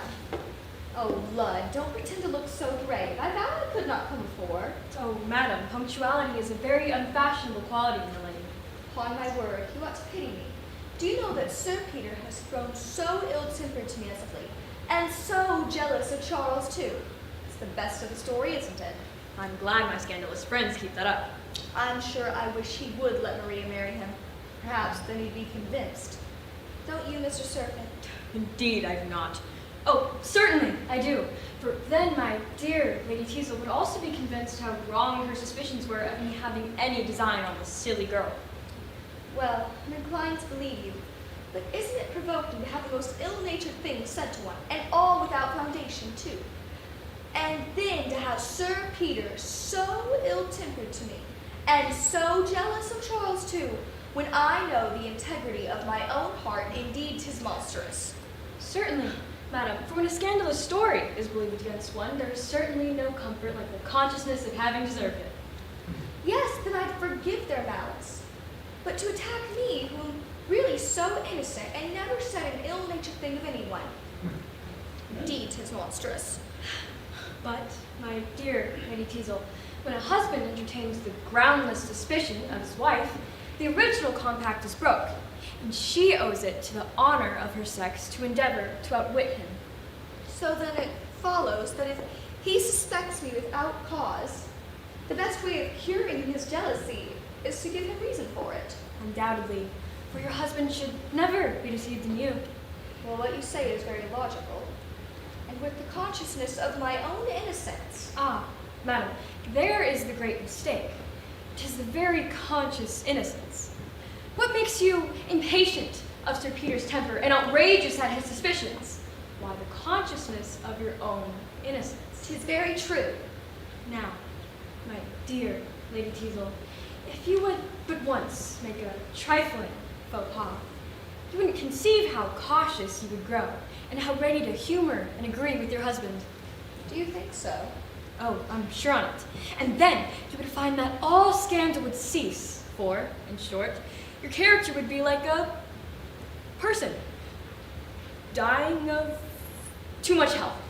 So then, I perceive by your prescription I must sin in my own defense and part with my virtue to preserve my reputation.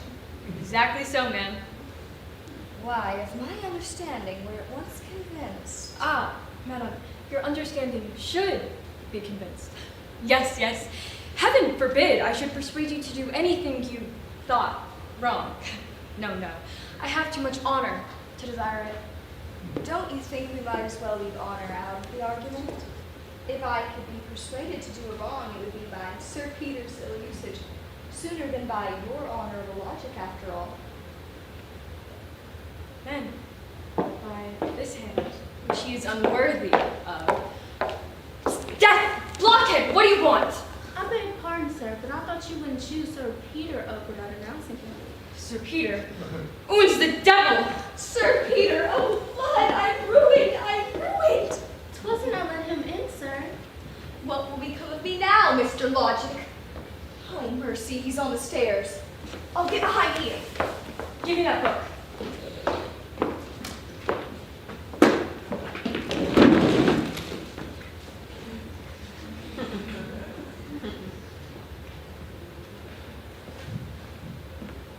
Aye, ever improving himself. Mr. Surface. Mr. Surface. Ah, my dear Sir Peter, I beg your pardon. I was just dozing over a stupid book. Well, I am much obliged to you for this call. You have not been here, I believe, since I fitted up this room. Books, you know, are the only thing I'm a coxcomb in. 'Tis very neat indeed. And, oh, that's proper. I see you've made even your screen a source of knowledge. How may I proceed with maths? Ah, yes, I find great use in the screen. Certainly, you must, when you want to find anything in a hurry. Aye, or to hide anything in a hurry either. Well, I have a little private business. You needn't stay. Here's a chair, Sir Peter, I beg. Well, now that we are alone, there is a subject, my dear friend, on which I wish to unburden my mind to you. You see, in short, my good friend, Lady Teasel's conduct as of late has made me very unhappy.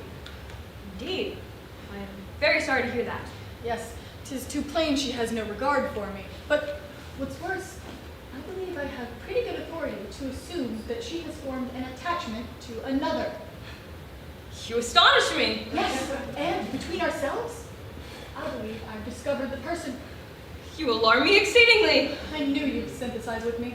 Ah, believe me, Sir Peter, such a discovery would hurt you just as much as it would me. Ah, 'tis a happiness to have a friend whom one can share even one's family secrets with. But have you no guess who I mean? I haven't the most distant idea. It can't be Sir Benjamin Backbite. Oh, no. What say you to Charles? My brother. Impossible. Oh, my dear friend, the goodness of your heart misleads you. You judge of others by yourself. Certainly, Sir Peter, for the heart that is aware of its own integrity is ever so slow to credit another's treachery.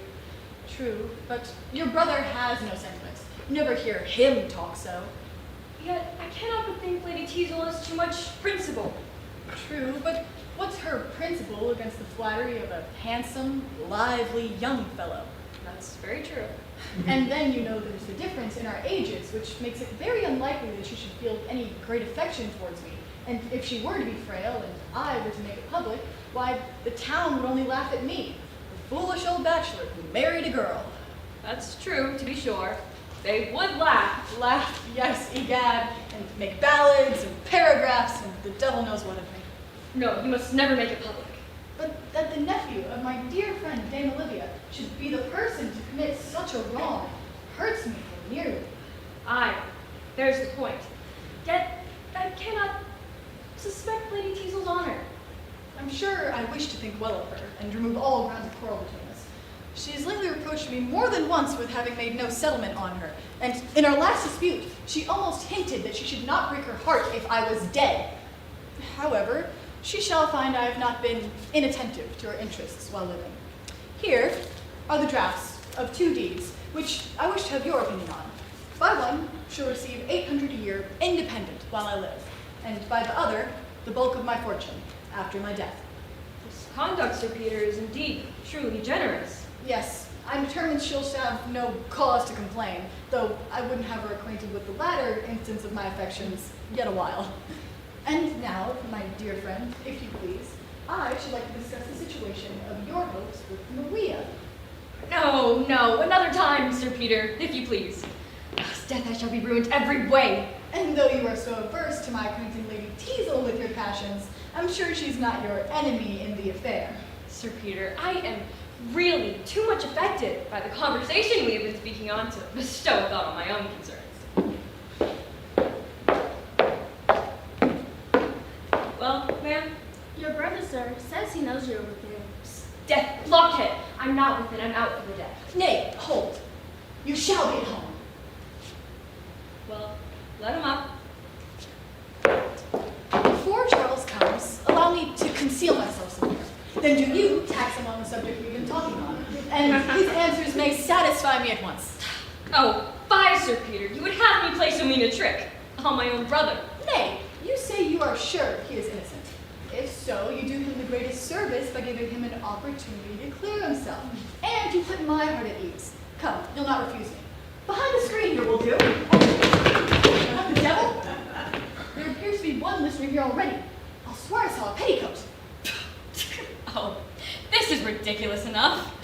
Here, I'll tell you. 'Tis a little French milliner, a silly rogue that plagues me, and On your coming, having some character, she ran behind the screen. What? You rogue.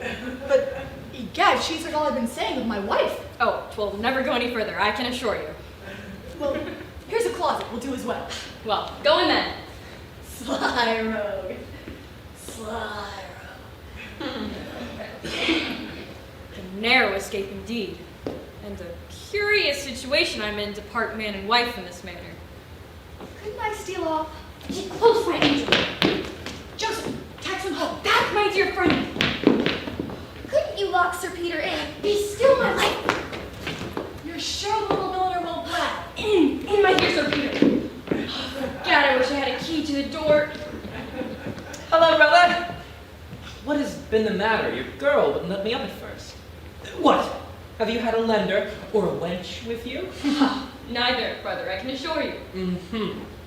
But what has made Sir Peter steal up? I thought he'd been with you. He was, brother, but hearing you were coming, he did not choose to stay. What? Was the old gentleman afraid I wanted to borrow money off him? No, sir, but it grieves me to say that you have given that worthy man grounds for great uneasiness. Yes, they tell me I do that to a great many worthy men. But how so, pray? Well, he thinks you are endeavoring to steal Lady Teasel's affections from him. Lady Teasel? Oh, love, not I. So, the old gentleman has finally discovered that he has a young wife. Or what's worse, that her ladyship has finally discovered that she has an old husband. This is no subject to jest on, brother. He who can laugh. True, as you were going to say. Then, seriously, brother, I never had the least idea of what you charge me with, upon my honor. Well, it will give Sir Peter great satisfaction to hear this. To be sure, I once thought she took a great fancy to me, but I never gave her the least encouragement, upon my honor. Besides, you know of my attachments to Maria. But sure, brother, even if Lady Teasel had betrayed the fondest partiality for you. Wait, looky, brother. I hope I shall never deliberately do a dishonorable action. But if a pretty young woman were to purposely throw herself in my direction, and that young woman married to a man old enough to be her father, well, I believe I should be obligated to borrow a little bit of your morality. That's all. But, brother, do you know that you surprised me exceedingly in naming me with Lady Teasel? For faith, I always thought you were her favorite. Oh, for shame, Charles! This retort is foolish. Nay, I swear I've seen you exchange no significant glances. Nay, prithee, Charles. Again, do you remember when I called here? Nay, sir, this is no jest. I found you two together. Soon, sir, I insist. And there was another time when your servant... Brother, word with you. Gather, stop Your it. servant informed me I... Hush! I beg your pardon, but Sir Peter has heard all that we've been saying.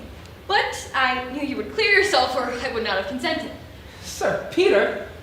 Where is he? Softly. There. We'll have him out. Sir Peter! No! No! Sir Peter, come into court!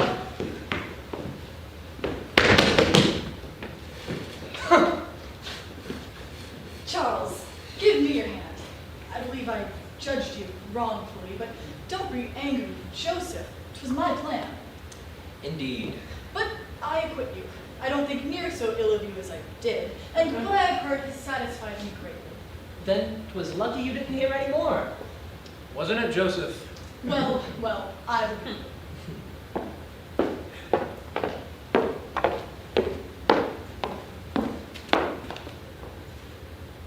Lady Sneerwell, I must stop her by all means. Gentlemen, I beg your pardon, I must wait on you downstairs. I have a person who's come on particular business. Oh, you can see him in some other room. Sir Peter and I haven't met in quite some time. I have something I'd like to say to him. They must not be left together. I'll send Lady Sneerwell away and return directly. Sir Peter. Not a word on the French milliner. Oh, not for the world. Ah, Charles, if you associated more with your brother, one might hope for your reformation. Why, he is a man of sentiment. Why, there's nothing nothing in the world so noble as a man of sentiment. Pshaw! He is too moral by half, and so apprehensive of his good name, so he calls it, that I'm sure he would sooner let a priest into his house than a girl. No, you wrong him, no. Joseph is no rake, but he's no saint in that regard either. I have a great mind to tell him. We should have a laugh. Egad, I'll tell him. Harky. Have you a mind to have a good laugh with Joseph? I should like it of all things. Then in faith we will. He had a girl with him when I called. What? Joseph, a girl? Hush! A little French milliner. The best of the jest is, she's in the room now. The devil she is! Hush, I tell you. Behind the screen? Oh, Slife, let's unveil her. No, he's coming back. Oh, egad, we'll have a little peep at the milliner. No, Joseph will never forgive me. Oh.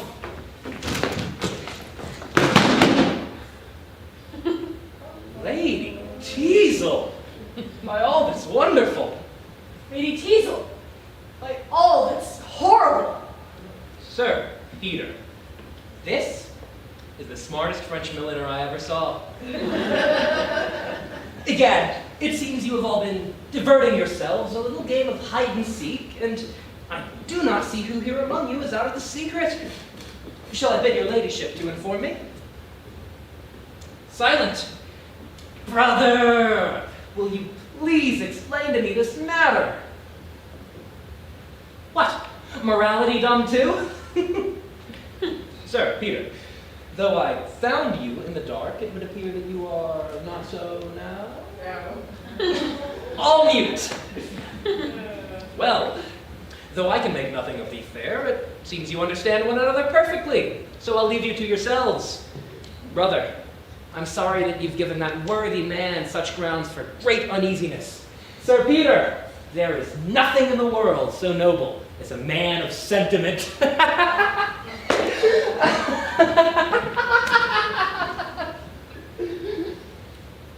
Sir Peter, notwithstanding all this, I confess appearances are against me. But if you would just afford me your patience, I can assure you I shall explain everything to your greatest satisfaction. If you please. The fact is, sir, Lady Teasel, knowing my pretensions toward Maria, I say, sir, Lady Teasel being apprehensive of the jealousy of your temper, and knowing my friendship to the family, she, sir, I say, called here in order that I might explain those pretensions.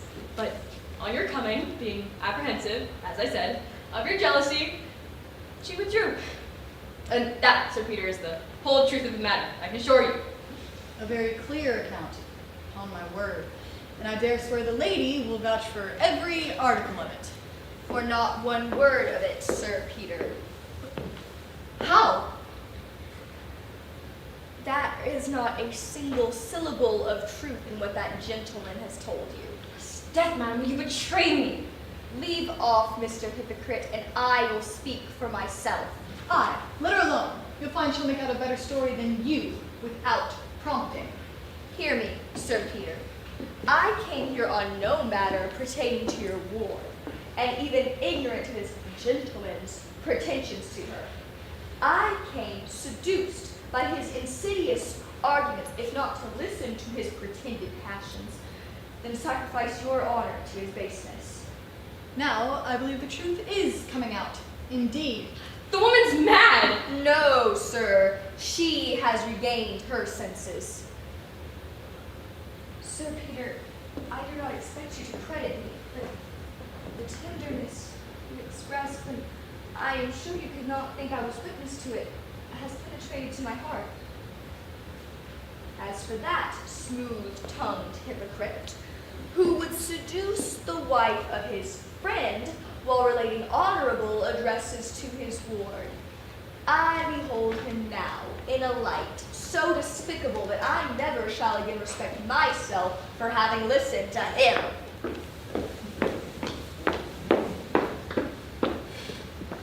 Notwithstanding all this, Sir Peter, heaven knows That you are a villain, and so I leave you to your conscience.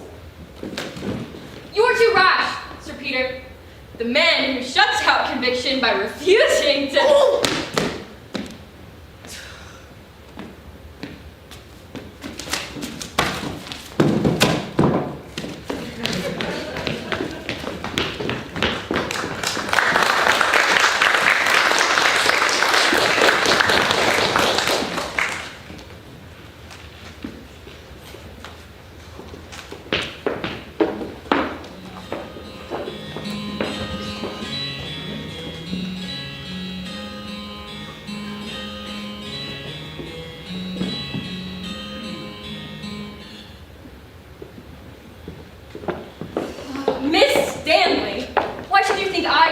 her. You must know she comes to ask something.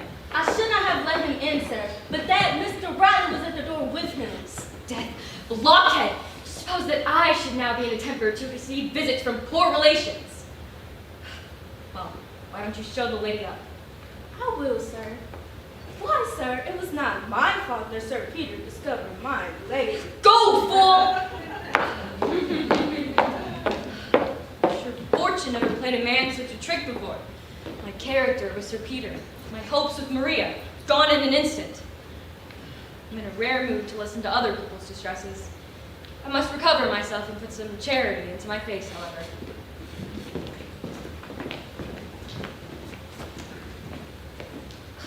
What? Does he avoid us? That was he, was it not? It was, madam. And this from the one who Sir Peter extols as a man of the most benevolent way of thinking. As to his way of thinking, I cannot pretend to decide. For, to do him justice, he appears to have as much speculative benevolence as any other private gentleman in the kingdom, though he is seldom to indulge himself in the exercise of it. Yet has a string of charitable sentiments at his fingers' ends. Or rather, at his tongue's end, Dame Olivia. But he's coming. I mustn't seem to interrupt you.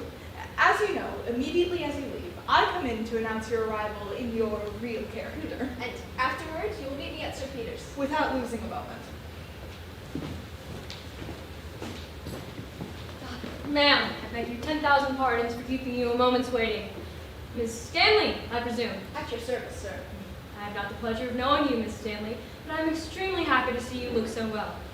You were nearly related to my mother, I presume, Miss Stanley? Yes, so nearly that I fear my present poverty may do discredit to her wealthy children. Otherwise, I would not have presumed to trouble you. Oh, madam, there needs no apology. He who is in distress, though a stranger, has a right to claim kindred with the wealthy. I am sure I wish I were in that class so I could offer you even a small relief. If your aunt, Dame Olivia, were here, I should have a friend. I wish you were here, ma'am, with all my heart. But I had imagined that her bounty had made you the agent of her charity. My dear lady, you were strangely misinformed. Here, I will tell you. In confidence, what that woman has done for me has been a mere nothing, though people I know have thought otherwise. Here's gratitude for 12,000 pounds. Now, madam, I am sure you have heard of the extravagance of my brother. The sums I have lent him. Indeed, I am extremely to blame, for now I feel it doubly culpable, since it has deprived me of the pleasure of serving you, Miss Stanley, as my heart dictates. Dissembler. So, sir, you cannot assist me? Grieves me to say, I cannot. I am very sorry. Oh, not more than I am, believe me. To pity without the power to relieve is much worse than to ask and be denied. Sweet sir, your most obedient, humble servant. You leave me deeply affected, Miss Stanley. Willa, be ready to open the door. Dear sir, no ceremony. You may depend on me whenever I can be of service. Kind sir, you are too good. Now I am satisfied. This is one bad effect of a good character. It invites applications from the unfortunate, and there needs no small degree of address to gain the reputation of benevolence without incurring the expense. Mr. Service, your servant. I was apprehensive of interrupting you. However, my business demands immediate attention, as this note will inform you. Always happy to see you, Mr. Rowley. How? Olivia Surface. My aunt arrived. Yes, she is indeed, after a speedy voyage and impatiently waiting to embrace her worthy nephew. I'm astonished. Willa, stop Miss Stanley if she's not already gone. Oh, she's out of reach, I believe. Why didn't you say so when you came in together? I thought you had particular business. But I must be on to inform Charles of your aunt's arrival and appoint him here. She will be with you in a quarter of an hour. Well, I am strangely overjoyed at her coming. Never anything so damned unlucky. I'll tell her how impatiently you expect her. Do. For I cannot express the sensations at the thought of seeing her.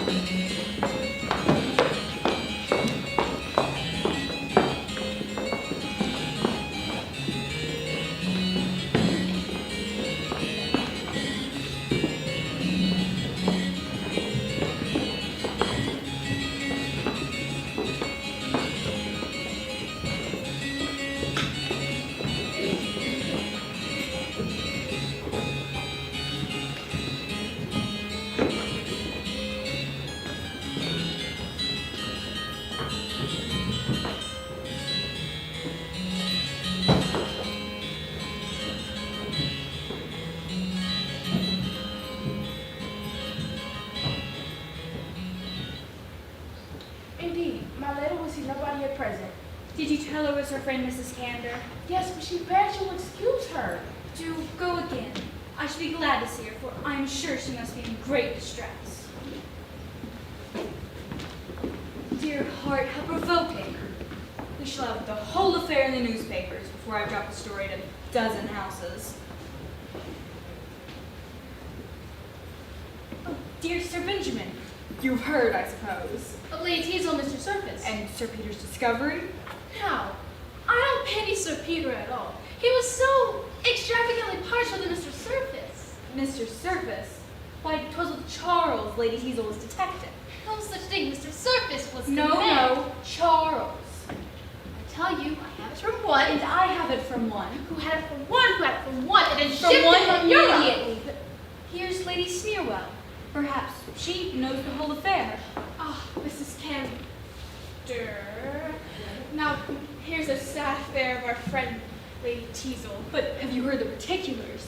No, but everyone says that Mr. Surface, I tell you, Mr. Surface was the man. No, no, indeed. The assignation was with Charles. With Charles? You alarm me, Mrs. Candor. Yes, Charles was the person.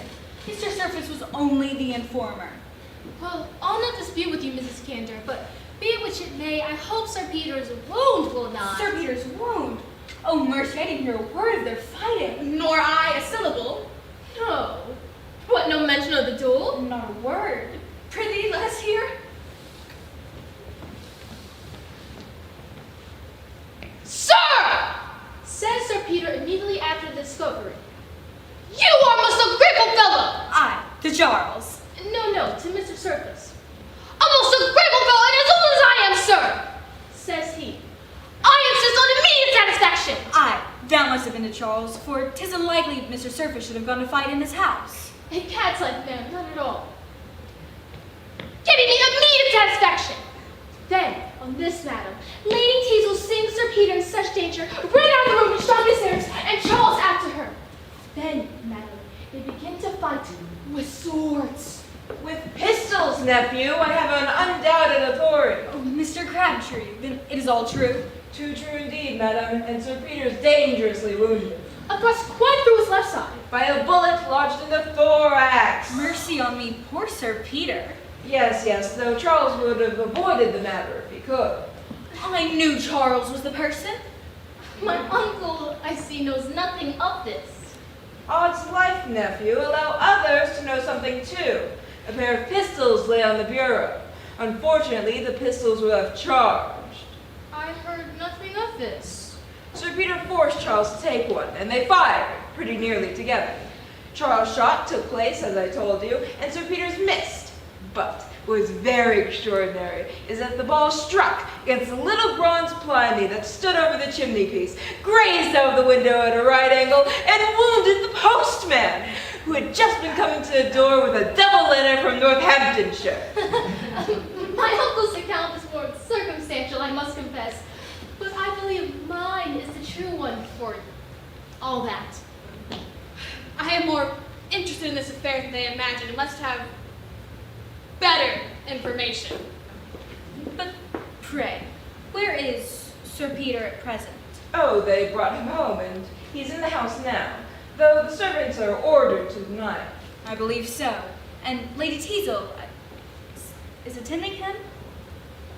Hey! Who comes there? Oh, this is the physician, the pundit. Certainly, it must be the physician.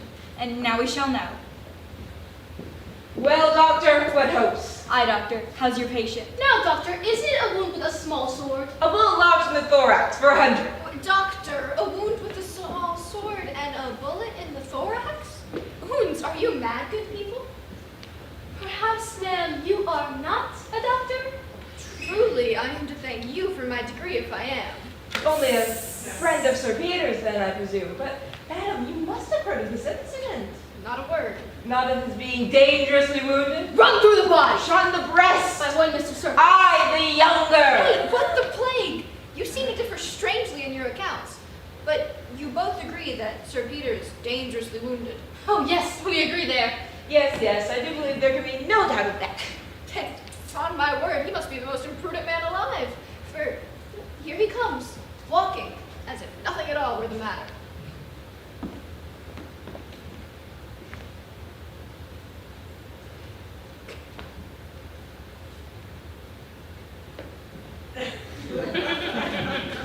Hey, Carol, well, this is no sudden recovery. Why, man, what do you do out of bed with a small sword through your body and a bullet in your thorax? Why, what is all this? We rejoice, Sir Peter, that the story of the duel is not true, and I'm sincerely sorry for your other misfortunes. So, all over the town already.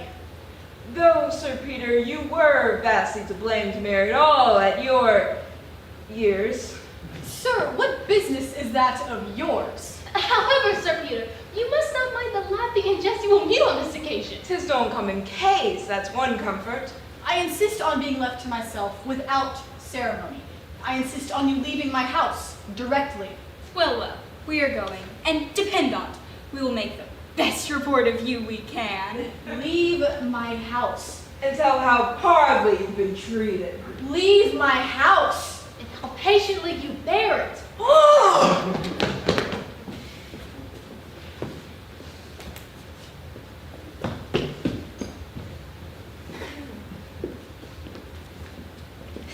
Fiends, vipers, furies, that their own venom would choke them. They are very provoking indeed, Sir Peter. I've heard kind words. What has ruffled you, Sir Peter? Pshaw! What signifies asking? Do I ever go a day without my vexations? Well, I am not inquisitive. I come only to tell you I have seen both of my nephews in the manner you proposed. Aye, a charming couple they are. Yes, and Dame Olivia is convinced that your judgment was right, Sir Peter. Yes, I find that Joseph is indeed the man. Yes, as Sir Peter says, he's a man of sentiment. And he acts up to the sentiments he professes. It truly is edification to hear him talk. He is a model for the young man of the age. What's this, Sir Peter? You don't join in your friend's Joseph praise as I expected. Pshaw! Plague on you both! I see by your sneering you've heard the whole account. I shall go mad. Then, to fret you no longer, Sir Peter. We are indeed acquainted with it all. Was of the closet and the screen. Yes, and its little French milliner. I have been vastly diverted with the story. To be sure, Joseph with his sentiments. Yes, his sentiments. The hypocritical villain. And that rogue Charles to pull Sir Peter out of the closet. Was devilish entertaining, to be sure. I would have liked to see in your face when the screen came down. Yes, my face when the screen came down. Oh, I must never show my head again. Oh, but calm. It isn't fair to laugh at you neither, my old friend. Though, upon my soul, I can't help it. No, don't restrain your mirth on my account. It does not hurt me at all. I laugh at the whole affair myself. Oh, and then in the morning, to read the papers of Lady T, Mr. S, and Sir D will be so entertaining. But I see Lady Teasel going towards the next room. Surely you must desire reconciliation as earnestly as she does. Perhaps my being here prevents her coming to you. I'll leave honest Rowley to mediate between the two of you, but afterwards he must bring me presently to Mr. Services, where I am now returning. Not to reclaim a libertine, then at least to expose hypocrisy. Aye, I'll be present at your discovering yourself with all my heart, though 'tis a vile, unlucky place for discoveries. We'll follow.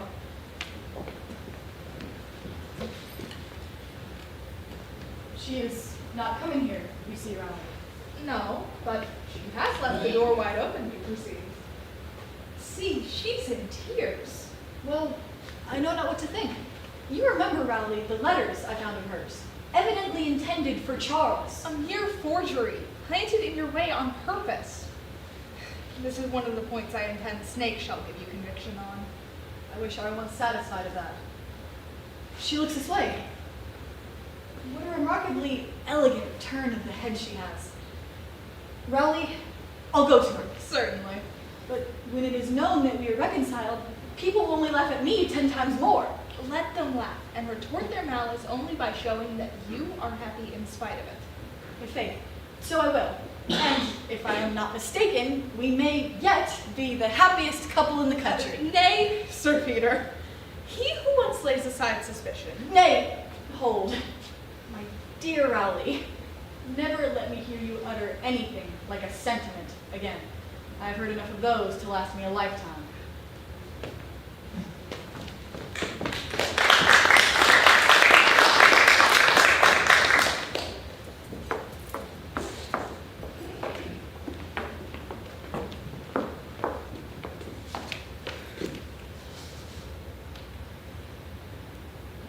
Impossible! Will not Sir Peter immediately be reconciled to Charles, and in consequence no longer oppose his union with Maria?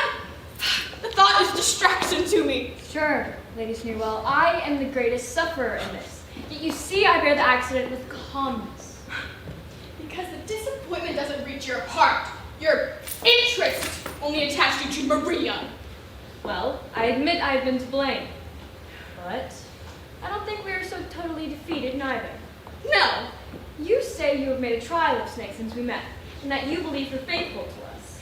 I do believe so. And that she has undertaken to swear and to prove that Charles is at this time contracted by vows of honor to your ladyship, which some of his former letters to you will serve to support. This indeed might have assisted. Come. It is not too late yet. But hark! This is probably my Aunt Olivia. Retard to you. We'll consult further when she's gone. Well, at all events, my character is so much better than Charles's that I certainly... Hey. What? This is not Dame Olivia, but old Stanley again. We shall have her come and find her here at... Gad's life. Miss Stanley, why should you come to plague me now? You must not stay now, upon my word. Sir, I hear that your aunt is expected here, and though she has been so penurious to you, I'll try what she'll do for me. Ma'am, it is impossible for you to stay now, so I beg, come any other time and you shall be assisted. No, sir. Me and Dame Olivia must be acquainted. Ma'am, then I insist on you leaving the room directly. No, sir. Zoons, then I insist. Here, Willa, show this lady out, since you compel me, ma'am. Day, what the devil? You got your hands on my little broker here. Zoons, brother, don't hurt poor little premium. So she has been with you too, has she? Well, to be sure she has. But, brother, you've not been borrowing money too, have you? Borrowing? No. But, brother, you know we expect Dame Olivia here. Gad's life, that's true. Livy mustn't find a little broker here, to be sure. Yeah, Miss Stanley insists. Stanley. But her name is Premium. Well, no matter which, but... Aye. Stanley or Premium, 'tis all the same. For I suppose she goes by 100 names. Now, this is Aunt Dame Olivia. Now, I beg, Miss Stanley. Aye, and I beg, Miss Premium. Gentlemen. Ma'am, this is your fault. Out with you, certainly. This violence! It's your fault. Out with her, to be sure. My old friend, Dame Olivia. And what the devil? Here two dutiful nephews assault their aunt on the first visit. Indeed, Dame Olivia, 'twas well we came in to rescue you. Truly it was.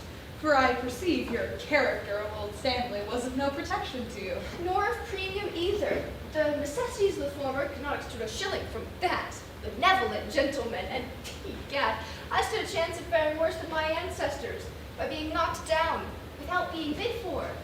Charles, Joseph. 'tis now complete. Very. Sir Peter, and Bradley too, look on that elder nephew of mine. You know how much he has already received from my bounty, and you know how I would have gladly held half of my fortune in trust for him.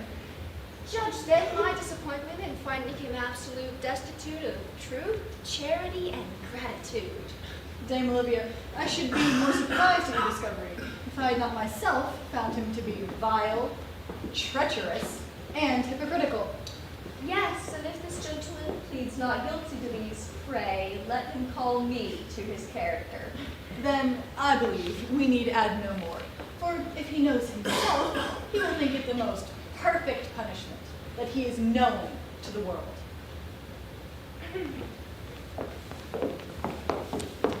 But as for that prodigal, his brother there, Oh, Gad's life, now's my turn. Gad, the damned family pictures will ruin me. Dame Olivia, Aunt, would you honor me with the hearing? Now, if Joseph might make one of his long speeches, I might recollect myself a little. I suppose you would undertake it to justify yourself entirely. I trust I could. Pshaw. Well, sir, and you could justify yourself too, I suppose? Not that I know of, Dame Olivia. What? Little premium and let too much in on the secret. True, but they were family secrets and should never be mentioned again, you know? Come, Dame Olivia. I know you cannot look on Charles's follies with anger. Odds hard I cannot. Nor with gravity either. Sir Peter, do you know the rogue bargained with me for all of his ancestors? He sold me judges and generals by the foot and maiden aunts as cheap as broken china. To be sure, Dame Olivia, I did make a little free with the family canvas. That's the true font. My ancestors may certainly rise at evidence against me. There's no denying it. But believe me sincere when I tell you that if I do not appear more mortified at the exposure of my follies, it is because I feel at this moment the warmest satisfaction in seeing you, my liberal benefactor. Charles, I believe you. Take my hand again. That ill-looking lady over the settee has made your peace. Then my gratitude to the original is still increased. And yet, Dame Olivia, here is one I believe Charles is still more anxious to be reconciled to. I have heard of his attachment there. And if I construe right, that blush... Well, child, speak your sentiments. Sir, I have very little to say, but I shall rejoice to hear that he is happy. For me, whatever claim I have to his affection, I willingly resign to one with a better title. How? Maria! What's the devil now? When he appeared an incorrigible rake, you would give your hand to no one else. And now that he is likely to reform, I warn you won't have him? His own heart and Lady Sneerwell know the cause. Lady Sneerwell? Brother, it is with great concern that I'm obliged to speak on this point, but my regard to justice compels me, and Lady Sneerwell's injuries can no longer be concealed.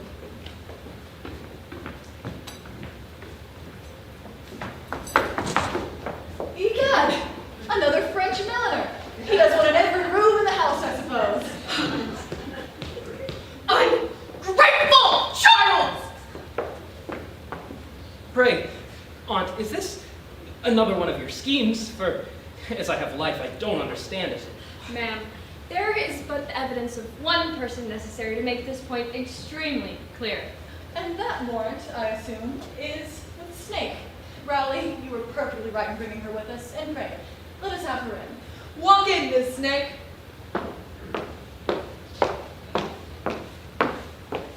I thought her testimony might be wanted. However, it unluckily happens that she comes to confront Lady Sneerwell and not to support her. Villain! Treacherous to me at last! Speak, lady. Have you two conspired against me? I beg your ladyship 10,000 pardons. You paid me extremely liberally for the line question, but I have unfortunately been offered double to speak the truth. Plot and counterplot. Egad. The torments of shame on you all! Hold, Lady Sneerwell. First, let me thank you for the trouble you and that gentleman have taken in writing letters to me from Charles and answering them yourselves. And let me also make my respects to the scandalous college of which you are president, and inform them that Lady Teasel begs to return the diploma that they have granted her, as she leaves off and kills characters no longer. You too, madam! Insolent, provoking! May your husband live these 50 years! Oh, what a fury! A malicious creature indeed. What? Not for a last wish. Oh no. Well, sir, what have you to say now? Ma'am, I am so confounded to find that Lady Sneerwell could be guilty of suborning a mistake in this manner, to impose on us all, that I know not what to say. However, lest her revengeful spirit should prompt her to injure my brother, that I better follow her directly. wrong. Aye. And marry her too, Joseph, if you can. Yeah, you'll do very well together. I believe we have no more occasion for Miss Snake at present. Before I go, I beg pardon once and for all for whatever uneasiness I have been to the humblest parties present. Well, you've made atonement by doing a good deed at last. But I must request of the company that it shall never be known. What the plague? Are you ashamed of having done a right thing once in your life? Aye, sir. Consider I live by the badness of my character, and I have nothing but my infamy to depend on. If it were once known that I have been betrayed into honest action, I shall lose every friend I have in the world. Well, never fear. We'll not traduce you by saying anything in your praise.